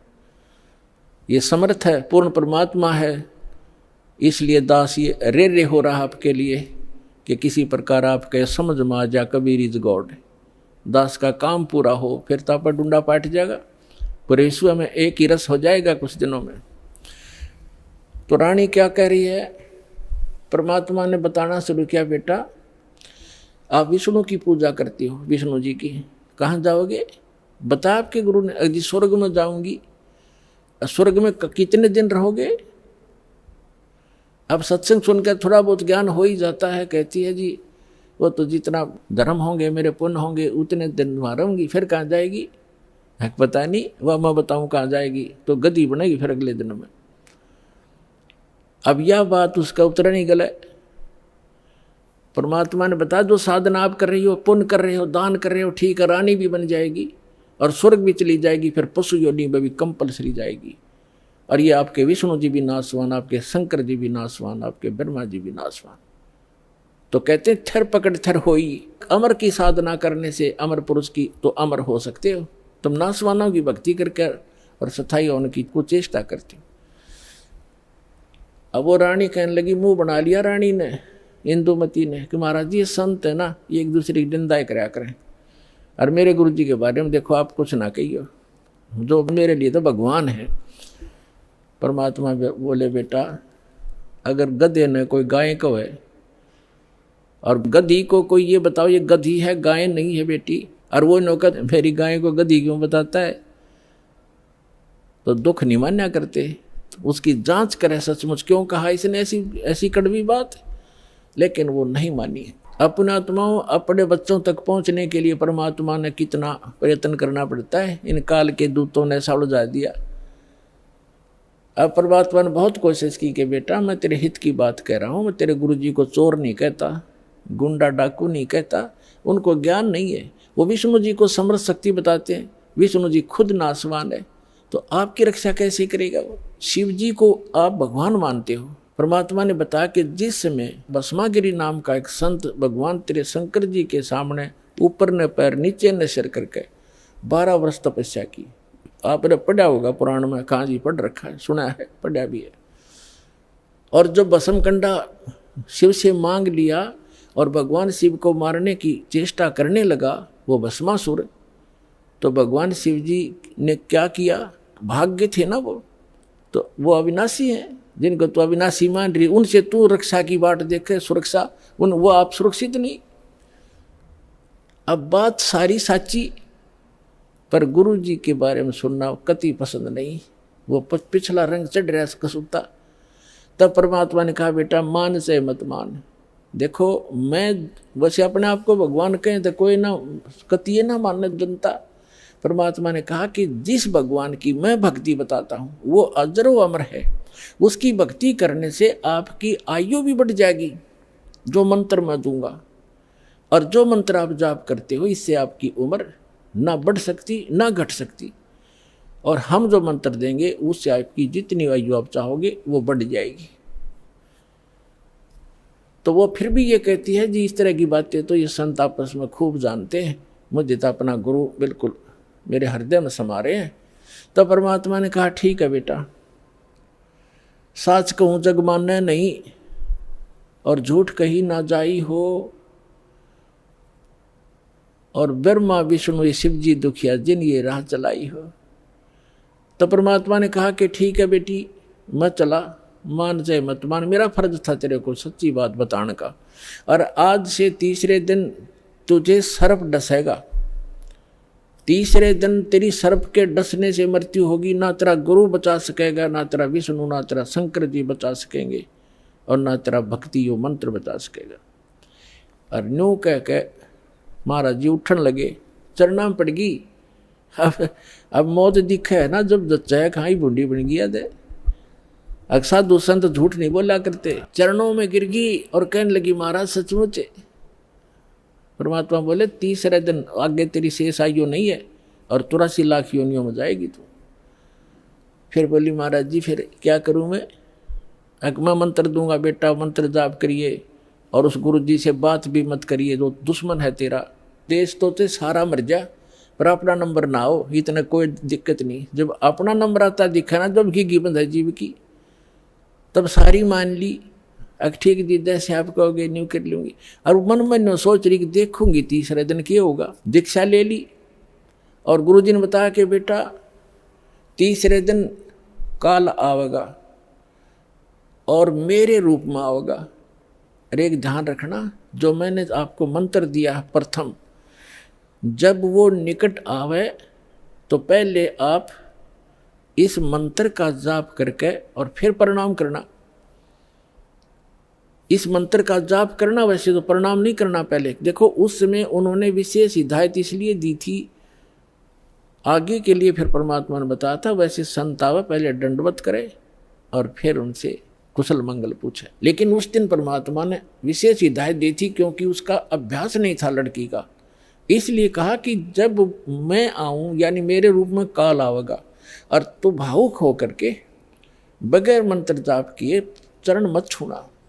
पहले मंत्र जाप करना और फिर चरण छूना। अब रानी ने किसी को बताया नहीं, ने सोचा क्या पता सच्ची है कि झूठी है। ठीक अगले दिन के 1 बजे के आसपास परमात्मा के रूप में काल गया, करुणामय के रूप में, और कहा इंद्रमती कहाँ है बेटा? अब इंद्रमती ने देखा गुरुजी आगे, लेकिन वह बात उसके हृदय में गड़ रही थी। गुरुजी ने ये भी बात कही थी, तो उन्होंने प्रथम मंत्र सिमरण कर दिया। वो सारा जो कंप्लीट कोर्स यही है, वो जो आपको दे रखा, उसके प्रथम मंत्र के प्रथम नाम से ही एकदम उसका स्वरूप बदल गया। और ऐसी विकराल चेहरा, लंबे दांत और मोटी मोटी आंख, बेहुद्दी सी विकराल सी शरीर दिखाई दिया। तब उस काल ने देखा कि तेरा तो इसने आवरण उतार दिया। न बोला अब तब बचगी तू, तेरे पास मंत्र जबरदस्त है, तुझे फिर देखूंगा। अब रानी का जान बची लाखों पाए और गुरु जी के 100 शुक्र मनाए। अपने नौकरों को बताती है काल आया था, आज मेरी मृत्यु होनी थी, मैंने जो गुरुजी बनाए हैं मेरी उम्र बढ़ा दी। अब ना तो राजा को बताई, उसके दरबार में जाके राजा ने बोला तू पड़ी रह, काल आ जाता तने छोड़ जाता, ये तुमने ऐसे कहती रहती हो, कोई कुछ कह दे उसकी बातों में आ जाती हो। तो उसके साथी भी तेरी बेचारी के साथ वो राजा की के माने वो आगी वापस, शुक्र मनाया रख। आगी तो तेरी टलगी मृत्यु, छाटते आके लेट गई। भगवान हे परमात्मा दया करिए, आपने इसी गुरु मिला, ऐसा मंत्र दिया और मेरा जीवन रक्षा होगी। अब वह लेट गई बेड पे, कति खुशी बना के। इतने में काल सर्प बन के आ गया।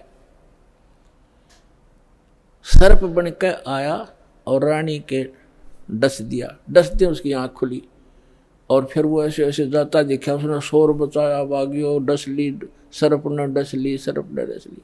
नौकर नौकरानियां आए, बाजे लठले, वो लंबा महल था राजा का, वो जो जाता दिखा सबने, मोरी में से निकल गया। रानी अचेत होगी, मृत्यु को प्राप्त होगी। राजा के घर तक सब प्रकार के वैद्य उपस्थित रहते थे। डॉक्टर बुलाए, वैद्य बुलाए, गार्डू बुलाए, सारा कुछ कर लिया और सब ने मृत घोषित कर दी। तब परमात्मा आ गए तो नौकर नौकरानियां कहने लगी, जिन देखे थे भगवान उस दिन, वो नौकरानियां कहने लगी, महाराज जी आपकी शिष्या को सर्प ने डस दिया, तब सर्प से मृत्यु होगी, हाहाकार मच गई।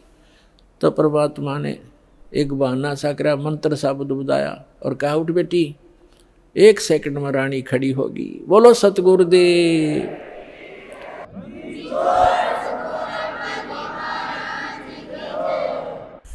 धन धन सतगुरु सत कबीर भगत की पीड़ मिटाने वाले। धन धन सत कबीर भगत की पीड़ मिटाने वाले, भक्त की पीड़ मिटाने वाले, भक्त की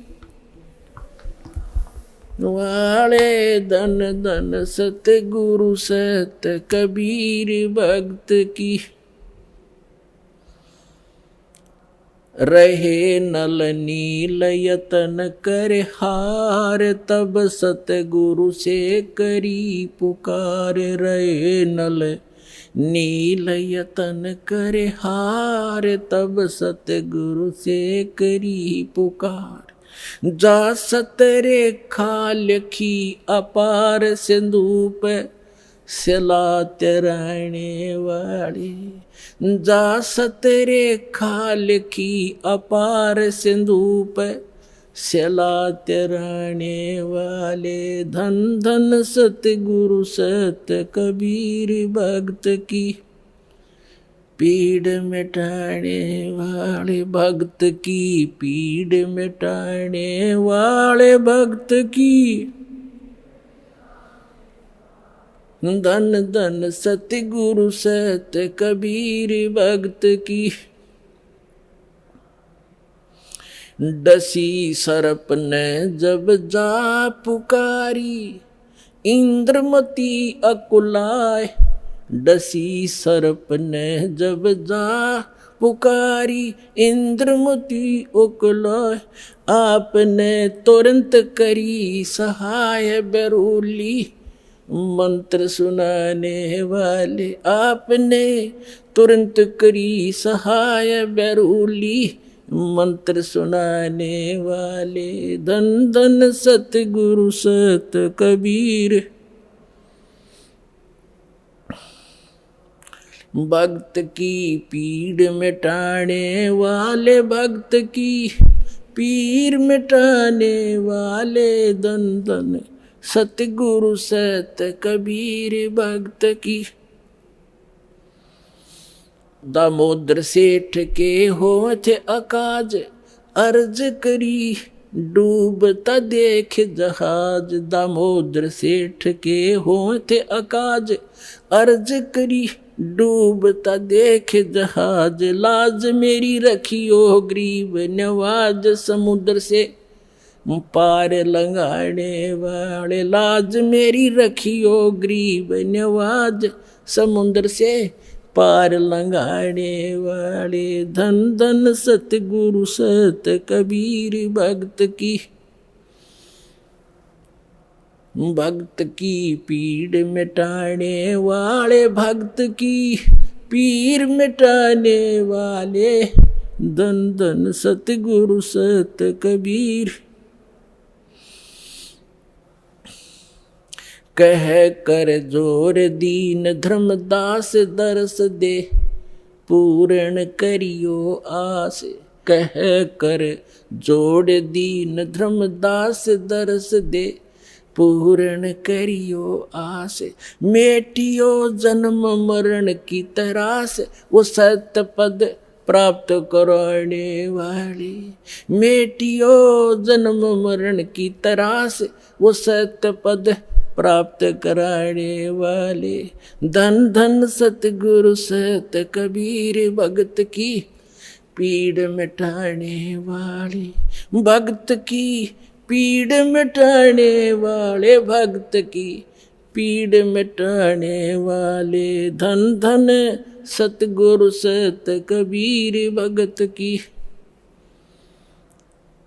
भक्त की पीड़ मिटाने वाले, भक्त की पीड़ मिटाने वाले, धन धन सतगुरु कबीर भगत की। कह कर जोड़ दीन धर्मदास, दरस दे पूर्ण करियो आस।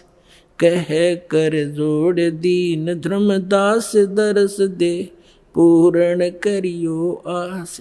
मेटियो हो जन्म मरण की तरास, सत्य पद प्राप्त कराने वाले, धन धन सतगुरु सत कबीर भगत की। पीड़ मिटाने वाले। डसी सर्प ने जब जाए पुकारी, इंद्रमती अकुलाए। आपने तुरंत करी सहाय, बिरहुली मंत्र सुनाने वाले। परमात्मा ने लीला की। रानी ने पूछा महाराज ये कौन सा मंत्र था? परमात्मा ने कहा बेटा बिरहुली मंत्र है। बिरहुली मंत्र क्या कि राम नाम जप बिरहुली, गुरु की शरण में रह बिरहुली। वो तो एक बहाना बनाया था कि इस बालक को बढ़ा दूं, लेकिन वो तो समझ सकती है मंत्र की क्या आवश्यकता उसको। अब रानी की खुशी का ठिकाना नहीं रहा और राजा का भी दचगी, गारडू भी फेल, वैद्य भी फेल। इतना जरूर मान लिया संत ठीक है, लेकिन राजा की बुद्धि 7वें आसमान पर होती है। पुण्यकर्मी प्राणी होते हुए भी वो दुर्भागी होता है जो भक्ति नहीं करता, और रानी होते हुए या राजा होते हुए जो भक्ति करते हैं, सत साधना करते हैं, चाहे कैसी भी कर रहा है। परमात्मा कहते हैं चाहे कोई भक्ति करे कपट की और उसको भी अपनाऊं, और श्याम दाम दंड भेद से ती फिर सिद्ध मार्ग लाऊं। अब देखो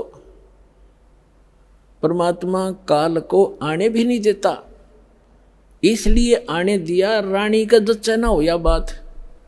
संत जो साची कह गया, परमात्मा समझ रहे थे कि या फिर छोड़ दे हो गुरु, दूसरा गुरु आते ही उसके भी चरण छुआ और उसकी भी आरती तारा हो। और पुण्यात्मा गुरु को तजे भजे जो आना, अर्ता पशुआ को फोकट ज्ञाना। परम संत ने छोड़कर फिर वो नकलियां फिर भी आस्था जिसकी है तो वो फोकट ज्ञान श्रद्धा नहीं बनी उसकी। जैसे पति भरता पति से राती, आन पुरुष नहीं भावे और बस है पीहर में सुरत प्रीतम में, ऐसे ध्यान लगा। क्योंकि पहले तो आपके पास कोई पैमाना ही नहीं था मापन का, जांच करने का कोई ऐसा वस्तु नहीं थी, विकल्प नहीं था। अब दास आपको पहले संत को जांचने के पैमाने देता है कि इससे नाप के देख लियो जिसके पास ये ज्ञान है। जैसे धर्मदास जी भी पहले ऐसी दूसरी साधना करता था। जब परमात्मा ने उसको सच्चा ज्ञान सुना, वो फिर भी बुद्धि भ्रष्ट हो गई थी बीच में, तो फिर परमात्मा मिले नहीं थे। तो उसने सोचा साधु संत के रूप में मिले थे, कोई भी संत मिलता धर्मदास उसके पास जाता और जाते ही कहता महाराज जी ठीक सो, कहाँ आजा बच्चा ठीक है। तो उसने पूछा जी वो क्या प्रश्न करता था कि ब्रह्मा विष्णु महेश के माता पिता कौन है? तो वो कहता था अरे ये तो अजरो अमर है, सर्वेश्वर है, ये कहाँ से बात उठा लिया। तो तभी उठकर चल पड़ता था कि ना ये संत नहीं है। तो उसके पास एक पैमाना था उनको जांचने का। और जब उसने परमात्मा मिले दोबारा, फिर वो तो पूरा काम उनका होना ही था। तो पहले तो आपके पास कोई ऐसा था नहीं मेजरमेंट टेप जिससे आप उसको नाप सकते थे, तोल सकते थे, जांच सकते थे। और जब पूर्ण संत मिल जाए फिर भी वो नहीं वास्ता है, वो तो जीवन नाशक है आपके। हाँ, उनको समझाने की चेष्टा करो गुरुजी।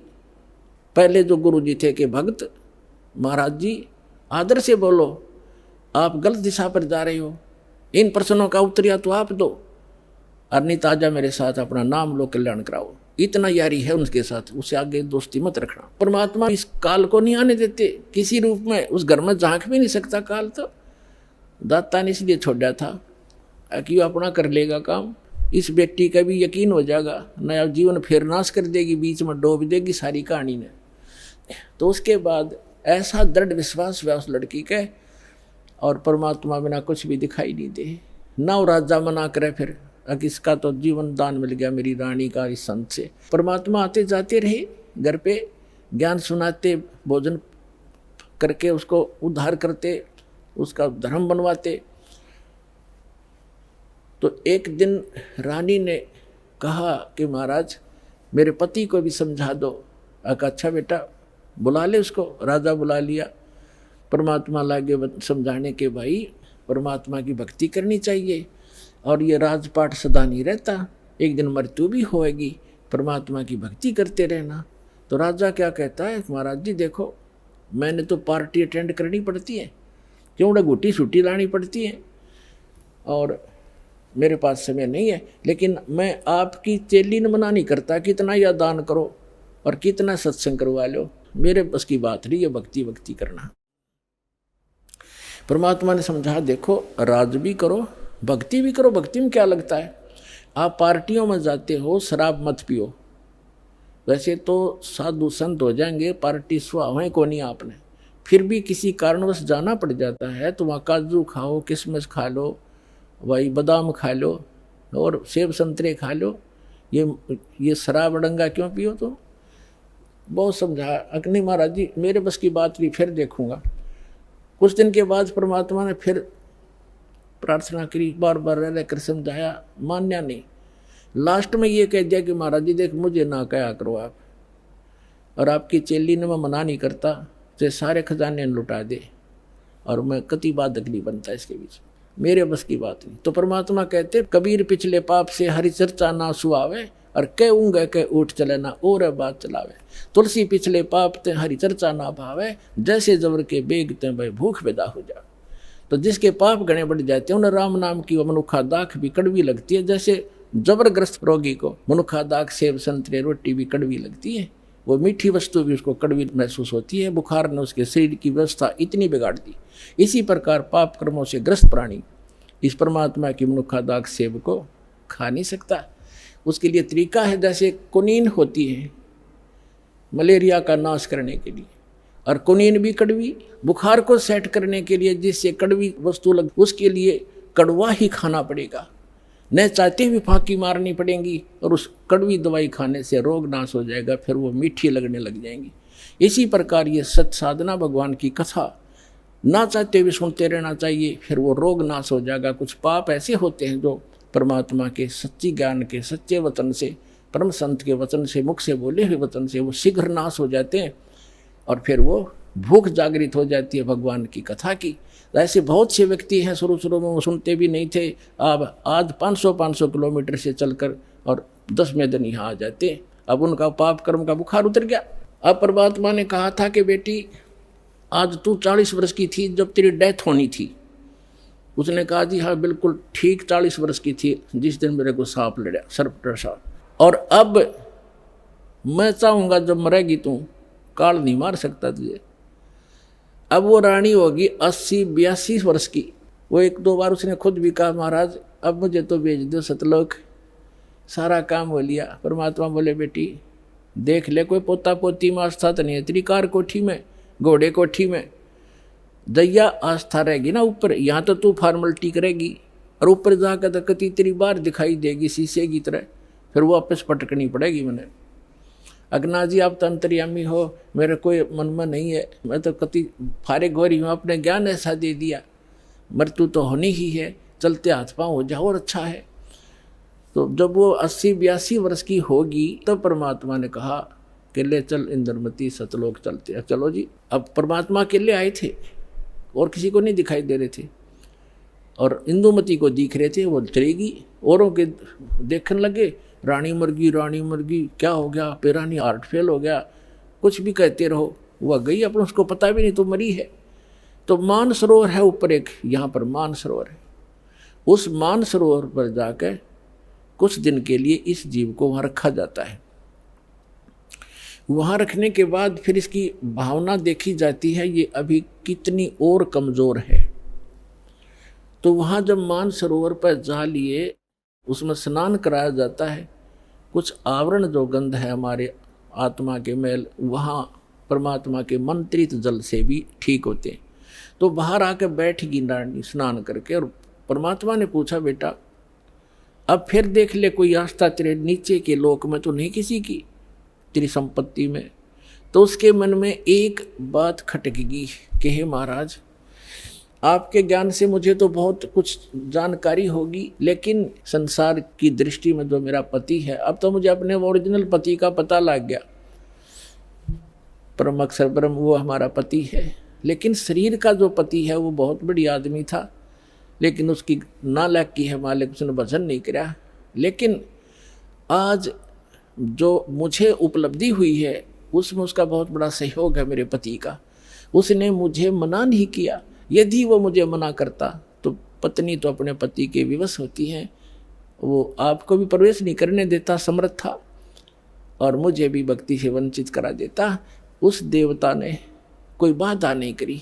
यदि उसका कोई क्रेडिट बना हो इस काम का, तो मेरी प्रार्थना है भगवान उसको भी शरण में लेना। पुण्यात्मा परमात्मा जान गए कि यह भी कमजोरी है। जैसे कल बताया था, एक वृद्ध व्यक्ति डॉक्टर के पास चला गया, कमजोर सा होता ही है वृद्ध, मांस खत्म, अस्थि पंजर शेष। डॉक्टर से कहने लगा, डॉक्टर जी मेरी पिंडी भड़के हैं, पिंडियों में दर्द होता है, पिंडलियों में। डॉक्टर ने देख लिया, अब दूर रहते हैं, कमजोर वीकनेस के कारण है कि कमजोरी है बाबा। फिर कहने लगा जी मेरी सांथल भी दर्द करती है। डॉक्टर बोला कमजोरी है बाबा। मेरे सिर में दर्द रहता है डॉक्टर जी। डॉक्टर बोला जी कमजोरी है। फिर बोला मैं खड़ा होता हूँ चक्कर सा आता है। डॉक्टर बोला कमजोरी है। वो वृद्ध गुस्सा हो गया ने बोला तू डॉक्टर है गम चक्कर, एक के बाद जाना है कमजोरी कमजोरी, कुछ और भी बतावेगा। तो डॉक्टर बोला यह भी कमजोरी है, क्योंकि कमजोर आदमी ने गुस्सा आया करे, ये भी ड्यू टू कमजोरी है, वीकनेस है। तो पुण्यात्मा परमात्मा जानेंगे अज्ञा भी कमजोरी है जो या बोल रही है, उसके प्रति इसका लगाव शेष है या आप भी डूबेगी। तब कहा बेटा तू यहाँ रुक कुछ दिन। अब राजा 90 वर्ष का हो गया था, अट्टा कट्टा शरीर, अच्छे कावा खादू लावा गुटी किसमस बादाम और लाल चेहरा। अब ने सोचा था 100-125 वर्ष तो जिया ही करें न खूब। अब राजा आया, चौक में आया बाहर से घूम के, 90 वर्ष की उम्र होगी थी, और आते ही नीचे उतरा घोड़े से। नौकर आसपास खड़े, अंगरक्षक साथ थे, बाहर से आए थे, और पलंग तक भी नहीं पहुंचा, गद गिरा और टट्टी पेशाब निकल गई। यम के दूत खड़े दिखाई दे, जबान बंद होगी, उसका टाइम आ गया, सेकंड भी नहीं दे, एक सांस भी नहीं दे काल तो, और खिंच खिंच कर सांस लग गया, टट्टी पेशाब निकल गई, नू आँखें फट गई। वैद्य बुद्धों ने अपनी सारी जंतर मंतर कर लिए, सारी दवाई दे दी, फिर वो समझ गए कि अब इसका अंत समय है। तब परमात्मा ने कहा कि देख बेटी उस अफलातून की क्या हालत हो रही है, देखो यम के दूत खड़े चारों तरफ और उसको कैसे डरा रहे हैं। उसकी जुबान बंद कर रखी है उन्होंने, अब ये बोल नहीं पा रहा, और धरती तोलता फिरे था, कहे कि नहीं मानने था। तब रानी बोली देख लो जी मैं क्या बताऊँ आपने, उसने मेरी मदद बहुत कर रखी है। परमात्मा समझ गए कहाँ या के कहना चाहो है। तो कहने लगा बेटी मैं जाता हूँ। तो परमात्मा आकर प्रकट हो गए वहाँ उनके चौक में। कबीर साहब के आते ही यम के दूत ने हो गए, एकदम गायब हो गए। राजा होश में आ गया और उसने सामने परमात्मा खड़े दिखाई दिए, चरणों में पड़ गए, और वो यम के दूत आकाश में दिखे।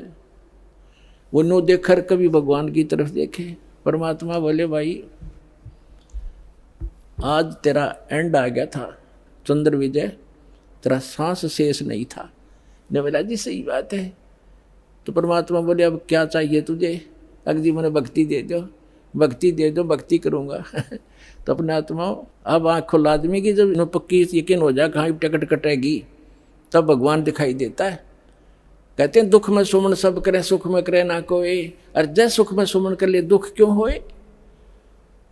तो परमात्मा बोले 2 साल दूंगा तेरे को, और 2 वर्ष में जो भक्ति कर लेगा तो ठीक से, ना तो फिर तेरी बिरान मिट्टी हो जाएगी। दे के बच्चों ने राजपाठ और बैठ गया माला लेके। 2 साल के अंदर सारी कसर काट ली। कहते हैं जीवन तो थोड़ा ही बला जब सत सुमरण हो, और लाख वर्ष का जीवना लिख रहनी को। तो इस प्रकार उन दोनों प्राणियों का मोक्ष किया उस कबीर भगवान ने। बोलो सतगुरुदेव की।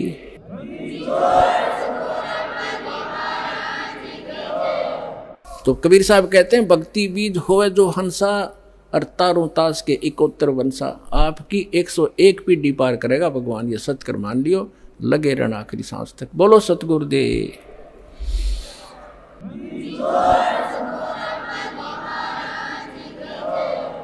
आइए अब हम उन श्रद्धालुओं के अनुभव जानते हैं जो जगत गुरु तत्वदर्शी संत रामपाल जी महाराज जी से दीक्षा प्राप्त कर चुके हैं तथा उनके द्वारा बताए गए भक्ति मार्ग पर चल रहे हैं। नमस्कार सर। नमस्कार सर साहिब। सर क्या नाम है आपका? मेरा नाम खेमेंद्र कुमार साहू है। मैं भिलाई छत्तीसगढ़ से जिला दुर्ग का निवासी हूँ। सर संत रामपाल जी महाराज से नाम दीक्षा आपने कब ली? मैंने परम संत सदगुरु तत्वदर्शी रामपाल जी महाराज का नामदान 12 फरवरी 2013 को लिए है। सर संत रामपाल जी महाराज से नाम दीक्षा लेने से पहले क्या आप कोई भक्ति साधना भी करते थे?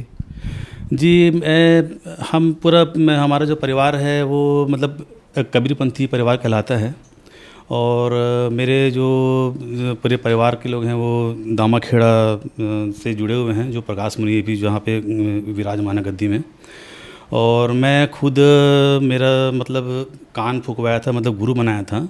तो मेरे जो गुरु थे वो दामाखेड़ा से ही लगा हुआ है एक किरवई गांव, जो लगभग 2 किलोमीटर दूर है। तो वहाँ जो आचार्य राम जीवन दास जी शास्त्री, तो उनके द्वारा मुझे नाम प्राप्त मिला था। सर जैसे कि आपने बताया आपने बहुत सारे गुरु बनाए, तो फिर आप संत रामपाल जी महाराज की शरण में कैसे आए? संत रामपाल जी महाराज का सत्संग चल रहा था तो मैं जनरली गाड़ी बाहर पार्क करके चला जाता था, लेकिन उस दिन सत्संग मतलब परमात्मा को एक अपने लीला करनी थी कि ऐसा संयोग था कि मैं उसी टाइम में पहुंचा और उसी समय संत रामपाल जी महाराज का सत्संग स्टार्ट हो रहा था और वहीं पे मैं पहुंचा हूं। और मेरी दीदी ने बोला कि खेमेंद्र आ जा और देख, तो मतलब एक संत सत्संग बता रहे हैं और बोल रहे हैं कि परमात्मा जो है पूर्ण कबीर साहब हैं और हम लोग कबीर पंथ में रहते अभी तक किसी भी गुरु के माध्यम से नहीं सुना कि कबीर साहब पूर्ण परमात्मा हैं। तो हमको बहुत अच्छा लगा सर, मतलब बहुत जान के अच्छा लगा कि जिसको पूरी जो कबीर पंथ जो 12 जो पूरे विश्व में 20 करोड़ के आसपास, विश्व मतलब भारत में कबीर पंथी जो है 20 करोड़ के आसपास हैं और सभी लोग जो है अलग अलग पंथ से हैं और सभी जो है सदगुरु बताते हैं, कोई संत बताते हैं, कोई फ़कीर बताते हैं, लेकिन एक ऐसे ही संत हैं जो कबीर को पूर्ण परमात्मा बता रहे हैं। तो हमें बहुत अच्छा लगा, बहुत आश्चर्य लगा और मुझे उस ज्ञान को सुनने की रुचि हुई। तो इस प्रकार हमें मतलब संत रामपाल जी के द्वारा कबीर मतलब पंथ के बारे में मतलब विस्तार से जानकारी मतलब प्राप्त हुई सर। मैंने और मेरी जो दीदी जी हैं उन्होंने ये पुस्तक मंगवाया, पढ़ने के बाद हमने परमात्मा सदगुरु रामपाल जी महाराज के शरण में आए हैं। सर संत रामपाल जी महाराज की शरण में आने के बाद क्या आपको भी कोई लाभ प्राप्त हुए? सर पहला लाभ तो ये है कि हमारी आर्थिक स्थिति ठीक नहीं थी और परमात्मा के शरण में आने से पहले मेरी नौकरी जा चुकी थी और मैं पेशे से एडवोकेट हूँ सर। मैं एडवोकेट का अपना काम करते करते सर मैं लीगल मैनेजर के पोस्ट में था और लीगल मैनेजर के पोस्ट में मैं इंडसइंड बैंक जो एक अच्छी प्राइवेट संस्था की बैंक है उसमें मैं लीगल मैनेजर के पोस्ट में था और पूरा छत्तीसगढ़ जो रीजन है इसका मैं यहाँ पे हेड था सर मैं। और इसमें करते करते मेरा उठना बैठना जो है बहुत इसके उच्च अधिकारियों के साथ हो गया था, जिसमें मेरे लीगल काम से मुझे सरकारी कर्मचारी और अन्य व्यक्तियों से भी मुलाकात करनी पड़ती थी। तो इसमें क्या हुआ सर कि कुछ मतलब ऐसा घटना घटा मेरे साथ कि मेरे उच्च अधिकारियों के साथ मेरा कुछ बहस हुआ और मेरी नौकरी चली गई। 2011 में मेरी नौकरी चली गई और उसके बाद फिर मैं घर में ही बैठा रहा और क्योंकि मैं पेशे से वकील हूँ तो दुर्ग अपना जो मेरा नियरेस्ट कोर्ट है वहाँ मैं अपना प्राइवेट प्रैक्टिस के लिए चला गया सर। ऐसा करते करते सर मैं एक और प्राइवेट कंपनी में अपना नौकरी के लिए ट्राई करता रहा और कई कंपनियों में अपना रिज्यूम दिया लेकिन मेरा हुआ नहीं। लेकिन जैसे ही मैं परमात्मा संत रामपाल जी महाराज के शरण में 2013 में आया हूँ, नेक्स्ट मंथ मुझे जिस कंपनी में मैं जाके मैं रिक्वेस्ट करता था अधिकारियों से कि सर मेरा इतने साल का अनुभव है, 6 साल का अनुभव है सर, मेरे को मतलब एक चांस दीजिए, मैं आपको कंपनी में आपका अच्छा वर्क करूँगा ऐसा करके। लेकिन उनके द्वारा मुझे सिर्फ आश्वासन दिया जाता था कि ठीक है अभी तो है नहीं, हम अब करेंगे। और बाकी पोस्ट खाली था सर, मेरे को पूर्ण जानकारी थी कि वहाँ पोस्ट खाली, फिर भी मेरे को वहाँ से एक आश्वासन करके कि आपको ऐसा हो जाएगा करके। अब उसके बाद मुझे जैसे ही मैं यहाँ से गया हूँ नाम दीक्षा लेके, नेक्स्ट मंथ मुझे वही अधिकारी ने मेरे को कॉल किया, बोले कि साहू जी आप इंटरेस्टेड हैं क्या, हमारे यहाँ वैकेंसी है, आप अगर इंटरेस्टेड है तो कल के आके अपना फॉर्मेलिटी पूरी जो है पूरा कर लीजिए। तो मेरे को मतलब सबसे बड़ा लाभ मेरे को यही देखा कि अरे मतलब परमात्मा के शरण में जाते ही मतलब मेरे को देखो इतना बड़ा लाभ हो गया। ये तो सर आर्थिक लाभ हुआ, शराब पीना चालू कर दिया था, सिगरेट पीना चालू कर दिया था, तंबाकू खाना चालू कर दिया था, और मतलब अब ये समझ लीजिए कि राक्षसों की गिनती में चालू हो गई थी। तो जैसे ही मैंने संत रामपाल जी महाराज के नाम प्राप्त करने के लिए बरवाला आश्रम के लिए निकला, सेवाएं जो बसें चल रही थी वो बस खड़ी थी, और मैं सोचिए मतलब उस समय भी मेरे जेब में तब भारत छाप तंबाकू जो छत्तीसगढ़ में चलता है, भारत छाप तंबाकू और चूना मेरे जेब में था। लास्ट में जिंद स्टेशन में उतरा हूँ, तंबाकू रगड़ा हूँ, मुंह में डाला हूँ, और उसके बाद बस में बैठा हूँ। मैं बस में बैठने के बाद जैसे ही हमने आश्रम देखा तो पता नहीं मेरे अंदर क्या प्रेरणा हुई, मतलब क्या हुआ, या परमात्मा को ऐसा क्या मेरे मतलब मति फेरनी थी मेरी। मैं ना कोई सोचा ना साचा, मैं तो मेरे जेब से मैं निकाला हूँ चोर पैकेट से डाल के मैं निकाला हूँ और तम्बाकू और जो फेंका हूँ। उस दिन के बाद से भगत जी 2013 12 फरवरी के बाद से ना मैंने सिगरेट पिया, ना मैंने दारू पिया, ना मैं बियर पिया, ना मैं तम्बाकू खाया। मतलब ये एक बहुत बड़ा चमत्कार। टॉयलेट जा रहा हूँ तो मेरे को तम्बाकू चाहिए, कहीं जा रहा हूँ तो सिगरेट चाहिए, तो इस टाइप का मतलब हरकत हो गया था सर। अब मैं एकदम परेशान हो गया था। तो इससे मेरे को परमात्मा ने मेरे को मुक्ति दिलाई, मेरा दूसरा लाभ। उसके बाद मुझे आध्यात्मिक लाभ हुआ और उसके बाद मुझे नौकरी मिली। और इसी बीच में क्या हुआ था सर कि मैं पुस्तक मंगाए थे, तो मेरे यहाँ पिताजी जो हैं उनको दांत में पस भर गया था सर। वो भी नाम दीक्षित हैं, संत रामपाल जी महाराज के शरण में आ गए हैं। तो उनके दांत में पूरा वो क्या है, अपना पहले पान खाते थे तो उनके कारण उनका दांत जो है वो पूरा पस भर गया था। तो उसके कारण क्या था, वो पस जो है उनको दांत निकालते गए दांत पूरा आज के डेट में पूरा उनका दांत निकल गया है। और वो पस जो है धीरे धीरे करके पूरा ये जो श्वास की नली है सर हमारी, उसको पूरा जाम कर दिया था। मतलब सर वो डॉक्टर ने उनको ये बोल दिया था, वो आईसीयू पहुंच गए। आईसीयू पहुंचने के बाद डॉक्टर ने उनको ये बोल दिया कि अभी इनको बचाना मुश्किल है। मैं उसी दिन शाम को अंबिकापुर हमारी इंडस्ट्रियल बैंक में था, मैं उससे मीटिंग थी हमारी। तो मैं अपने बॉस को लगाया कि मेरे फादर आईसीयू में हैं और उनको बहुत कम उम्मीद है सर, और मैं अभी जाने कंडीशन में नहीं हूँ ऐसा करके। तो तुरंत तत्काल में छुट्टी दे दिए। और मेरे बड़े भैया हैं वो अपना अलग दुखी हो गए, मैं अलग अपने जाके अपनी वाइफ के साथ और दीदी के साथ रोना चालू किया कि ये मतलब पिताजी अब नहीं रहेंगे, बोल रहे हैं डॉक्टर, पता नहीं डॉक्टर तो ऐसा जवाब दे दिए हैं, अब हम लोग कैसे करेंगे, क्या करेंगे ऐसा करके। तो पता नहीं अगर सर मैं इतना मतलब क्या हुआ कि हम लोग फिर प्रेरणा हुआ क्या हुआ, मेरे यहाँ ज्ञान गंगा पुस्तक रखी हुई थी, मैं उस समय किराए में पहुँच गया, किराए के मकान में रहते थे हम लोग अलग। उसको बाद मैं गया हूँ और पुस्तक को मैंने खोल के देखा, और घर में ही अपने घर में उस पुस्तक को खोल के देखा तो मेरे को नेक्स्ट डे खबर मिला कि आपके जो फादर हैं वो आईसीयू से बाहर आ गए हैं। ये मेरे को बहुत बड़ा लाभ मिला, मतलब परमात्मा ने हमको लाभ ही लाभ दिया है सर। और उसके बाद मेरी पत्नी जो है वो प्राइवेट में थी, उसी बीच हम लोग संत रामपाल जी शरण के में आए थे। तो उसी बीच मेरा छोटा बेटा मेरी वाइफ ने कंसीव किया था। तो उसके बाद हमने बोला कि हम तो शरण में नहीं आ सकते हैं, अब तो इतना लंबा सफ़र भिलाई से मतलब छत्तीसगढ़ से हरियाणा जाना, तो परमात्मा संत रामपाल जी महाराज के आश्रम में नहीं जा सकते। तो मैं एक बोला कि काम करना, तुम संत रामपाल जी महाराज से ना एक बार, सबको परमात्मा संत रामपाल जी महाराज सबको आशीर्वाद देते हुए चाहते हैं, और कुछ भी आपके मन में प्रश्न है तो वो सब पूरा प्रश्न पूछते हैं, सब चीज़ का आंसर देते थे उस समय। तो जब आशीर्वाद लेने के लाइन में खड़े थे तो मेरी पत्नी ने संत रामपाल जी महाराज से जिसे पूछा कि मालिक मैं तो कंसीव कर ली हूँ, अब मैं तो नहीं आ सकती हूँ आपके शरण में, मैं कैसे करूँगी ऐसा करके। कोई बात नहीं बेटा, आप एरोप्लेन में आ जाना करके।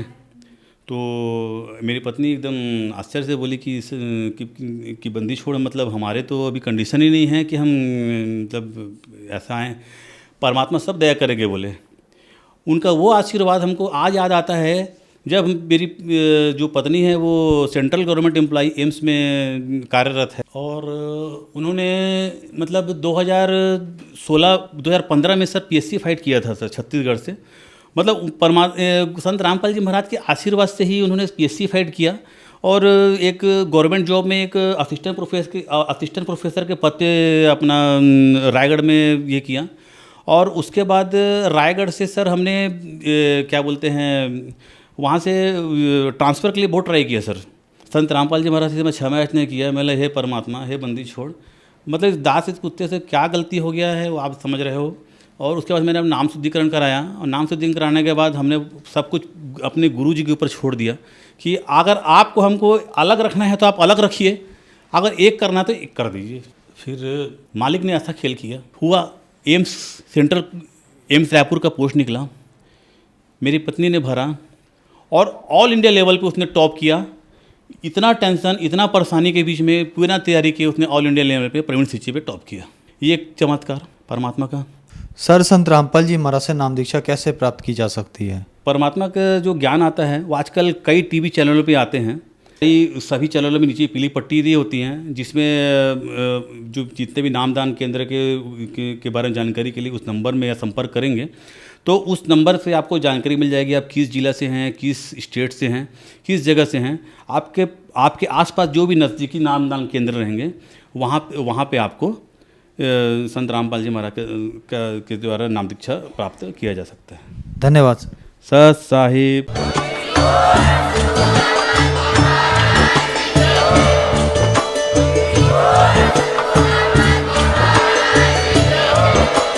आप सुन रहे थे जगत गुरु तत्वदर्शी संत रामपाल जी महाराज जी के मंगल प्रवचन। अधिक जानकारी के लिए विजिट कीजिए हमारी वेबसाइट www.jagatgururampalji.org। संत रामपाल जी महाराज जी के शुभ आशीर्वाद से पूरे विश्व भर में 500 से भी ज्यादा नाम दीक्षा केंद्र हैं, जिन पर संत रामपाल जी महाराज जी द्वारा ऑनलाइन निशुल्क नाम दीक्षा दी जा रही है। अपने नजदीकी नाम दीक्षा केंद्र का पता करने के लिए संपर्क करें 8222880541।